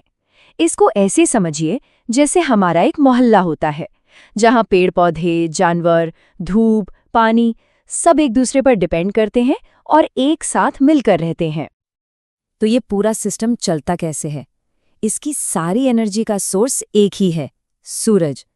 पौधे इस धूप से अपना खाना बनाते हैं, फिर जानवर इन पौधों को खाते हैं, और जब ये मर जाते हैं तो फंगस और बैक्टीरिया जैसे डीकंपोजर्स इन्हें वापस मिट्टी में मिला देते हैं। ये एक बहुत ही सिंपल लेकिन कमाल का सर्कल है जो पूरी धरती को चलाता है। तो सवाल ये है कि ये जाल हमारे लिए इतना जरूरी क्यों है? सबसे पहले तो हमारी सांसें इसी की वजह से चलती है। हमें ऑक्सीजन यहीं से मिलती है। हमारा खाना, हमारी दवाइयाँ, सब कुछ ये एक बैलेंस बनाकर रखता है और हमें क्लाइमेट चेंज के असर से भी बचाता है। सीधी सी बात है, हमारा पूरा वजूद ही इस बैलेंस पर टिका हुआ है। अच्छा, अब जरा एक कदम पीछे हटते हैं और पूरी धरती को एक साथ देखते हैं। आप देखेंगे कि पृथ्वी पर जीवन हर जगह एक जैसा बिल्कुल नहीं है। क्लाइमेट के हिसाब से दुनिया बड़े बड़े लाइफ जोन्स में बटी हुई है। इन्हें ही हम बायोम कहते हैं। यहाँ साफ साफ दिखता है कि कैसे मौसम ही तय करता है कि कहाँ कैसी दुनिया बसेगी। एक तरफ है जंगल जहाँ गर्मी है, नमी है, और दूसरी तरफ है टुंड्रा जहाँ सब कुछ जमा देने वाली ठंड है। और यही क्लाइमेट तय करता है कि वहाँ कौन रह पाएगा। तो चलिए एक छोटा सा वर्ल्ड टूर करते हैं। शुरुआत करते हैं इक्वेटर के पास ट्रॉपिकल रेन फॉरेस्ट से। ये जगहें गर्मी और नमी से भरपूर हैं और आपको पता है, दुनिया की आधी से ज्यादा प्रजातियां यहीं रहती हैं। अब जंगलों से निकलते हैं और चलते हैं खुले बड़े बड़े घास के मैदानों की तरफ। यहाँ की मिट्टी बहुत ज्यादा उपजाऊ है, इसीलिए तो इन्हें दुनिया का ब्रेड बास्केट भी कहते हैं। मतलब दुनिया का ज्यादातर अनाज यहीं उगता है। अगला स्टॉप है रेगिस्तान। जैसा कि नाम से ही जाहिर है, यहाँ बारिश ना के बराबर होती है, लेकिन यहाँ भी जिंदगी है।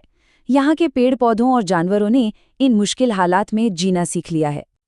अब और उत्तर की तरफ चलते हैं और हम पहुंचते हैं टैगा में। इसे बोरियल फॉरेस्ट भी कहते हैं। ये दुनिया का सबसे बड़ा एक साथ फैला हुआ जंगल है, जो हमारे प्लैनेट के लिए फेफड़ों का काम करता है। और हमारे इस वर्ल्ड टूर का आखिरी पड़ाव है आर्कटिक टुंड्रा।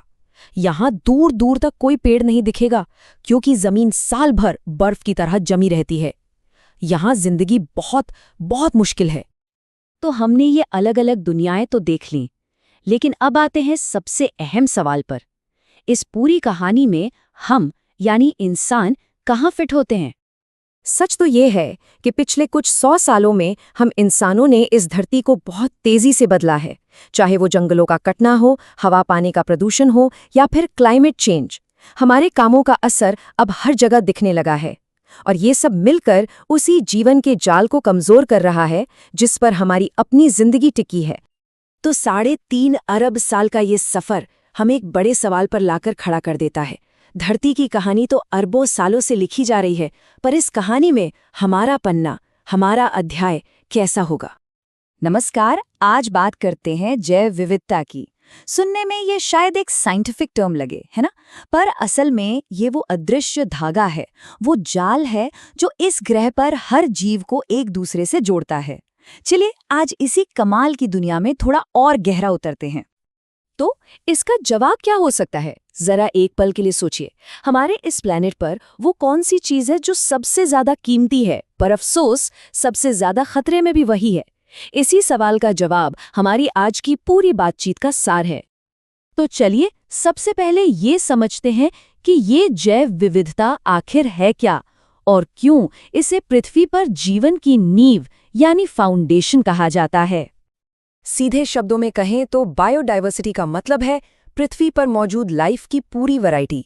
सब कुछ मतलब सब कुछ, एक छोटे से अदृश्य बैक्टीरिया से लेकर बड़े बड़े घने जंगलों तक। और हाँ, हम इंसान भी इसी का हिस्सा हैं। देखिए, बायोडायवर्सिटी को हम 3 लेवल पर देख सकते हैं। सबसे पहला है जेनेटिक डाइवर्सिटी, यानी एक ही स्पीशीज के अंदर की भिन्नता।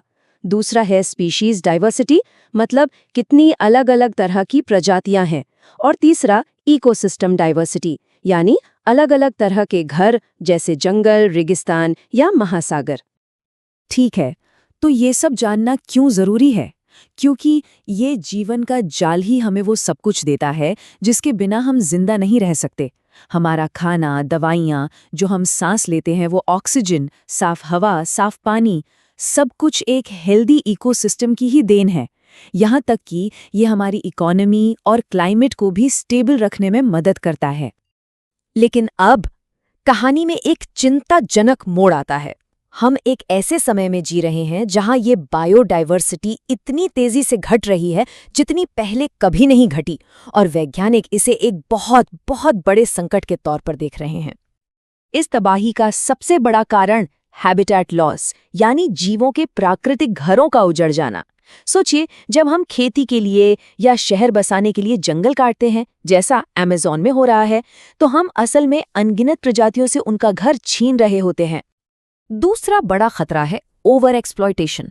मतलब हम संसाधनों का इस्तेमाल इतनी तेजी से कर रहे हैं कि वो दोबारा पनप ही नहीं पाते। जैसे समुद्र से जरूरत से ज्यादा मछलियां निकालना या फिर जानवरों का अवैध शिकार। इससे उनकी आबादी को संभलने का मौका ही नहीं मिलता। और फिर आता है क्लाइमेट चेंज, जो इस आग में घी का काम कर रहा है। ये हैबिटेट्स को बदल रहा है, इकोसिस्टम को तबाह कर रहा है। इसका एक जीता जागता उदाहरण है कोरल ब्लीचिंग। समुद्र गर्म हो रहे हैं और दुनिया भर के खूबसूरत कोरल रीफ्स मर रहे हैं, और उनके साथ ही उन पर निर्भर हजारों समुद्री जीवों का भविष्य भी। ये नुकसान इतना भयानक है, इसकी रफ्तार इतनी तेज है कि वैज्ञानिक इसे छठा सामूहिक विलोपन या द सिक्स्थ मास एक्सटिंक्शन कह रहे हैं। समझने वाली बात यह है कि इतिहास में जो 5 महाविनाश हुए वो प्राकृतिक वजहों से थे, पर ये छठा हमारी यानी इंसानी गतिविधियों की वजह से हो रहा है। तो क्या सब कुछ खत्म हो गया है? नहीं, बिल्कुल नहीं। उम्मीद अभी बाकी है। अब बात करते हैं उन तरीकों की, उन रणनीतियों की जिनसे हम इस संकट का सामना कर रहे हैं। ये एक दो तरफा बचाव है। तो बचाने के 2 मेन तरीके हैं। पहला है इन सिटू कंजर्वेशन। इन सिटू मतलब ऑन साइट, यानी प्रजातियों को उनके अपने प्राकृतिक घर में ही बचाना, जैसे नेशनल पार्क्स और वाइल्ड लाइफ सैंक्चुरीज बनाकर। और दूसरा है एक्स सिटू कंजर्वेशन, मतलब ऑफ साइट, यानी उन्हें उनके प्राकृतिक घर से बाहर किसी सुरक्षित जगह पर बचाना, जैसे जू, बोटैनिकल गार्डन्स या सीड बैंक्स में। सिर्फ इस एक आंकड़े को देखिए, 106। ये भारत में नेशनल पार्क्स की संख्या है, सिर्फ नेशनल पार्क्स की। ये दिखाता है कि जमीनी स्तर पर इन सिटू कंजर्वेशन के लिए कितने बड़े पैमाने पर काम हो रहा है। ये 106 जगहें कई प्रजातियों के लिए आखिरी उम्मीद हैं। और ये लड़ाई सिर्फ एक देश की नहीं है, ये एक ग्लोबल एफर्ट है, एक वैश्विक बचाओ अभियान। हमारी ये विरासत साझी है, इसलिए इसे बचाने के लिए दुनिया भर के देश एक साथ आ रहे हैं। अंतर्राष्ट्रीय स्तर पर कुछ बड़े खिलाड़ी हैं, जैसे IUCN, जो अपनी रेड लिस्ट के जरिए हमें बताता है कि कौन सी प्रजातियां खतरे में हैं। फिर है साइट्स, जो लुप्तप्राय जीवों के अंतर्राष्ट्रीय व्यापार पर रोक लगाता है। और CVD, यानी कन्वेंशन ऑन बायोलॉजिकल डाइवर्सिटी, जो देशों को संरक्षण के लक्ष्यों के लिए एक साथ लाता है। और इन ग्लोबल लक्ष्यों को हकीकत में बदलने में भारत का रोल बहुत अहम रहा है। यहाँ के कुछ प्रोग्राम्स तो कमाल के हैं, जैसे 1973 में शुरू हुआ प्रोजेक्ट टाइगर, 1992 का प्रोजेक्ट एलिफेंट और प्रोजेक्ट स्नो लेपर्ड। इन कार्यक्रमों ने हमारी आइकॉनिक प्रजातियों को विलुप्त होने से बचाने में जबरदस्त कामयाबी हासिल की है। बल्कि प्रोजेक्ट टाइगर की वजह से तो भारत में बाघों की आबादी दोगुनी से भी ज्यादा हो गई है। तो इस पूरी बातचीत का निचोड़ क्या है? सार बस इतना सा है कि पृथ्वी पर जीवन एक दूसरे से जुड़ा है। हम अकेले नहीं हैं। हर एक प्रजाति, चाहे वो कितनी भी छोटी हो या कितनी भी बड़ी, इस जीवन के जाल की एक जरूरी कड़ी है। और इसलिए जब हम बायोडाइवर्सिटी को बचाते हैं तो असल में हम खुद को बचा रहे होते हैं, अपने भविष्य को बचा रहे होते हैं। तो आप पृथ्वी पर जीवन की कहानी का एक नया चैप्टर शुरू हो चुका है, और इसके लेखक हम हैं। सवाल ये है कि इस कहानी का अंत कैसा होगा? ये हम पर निर्भर करता है। ये जिम्मेदारी हमारी है। इसका अंत हम ही लिखेंगे।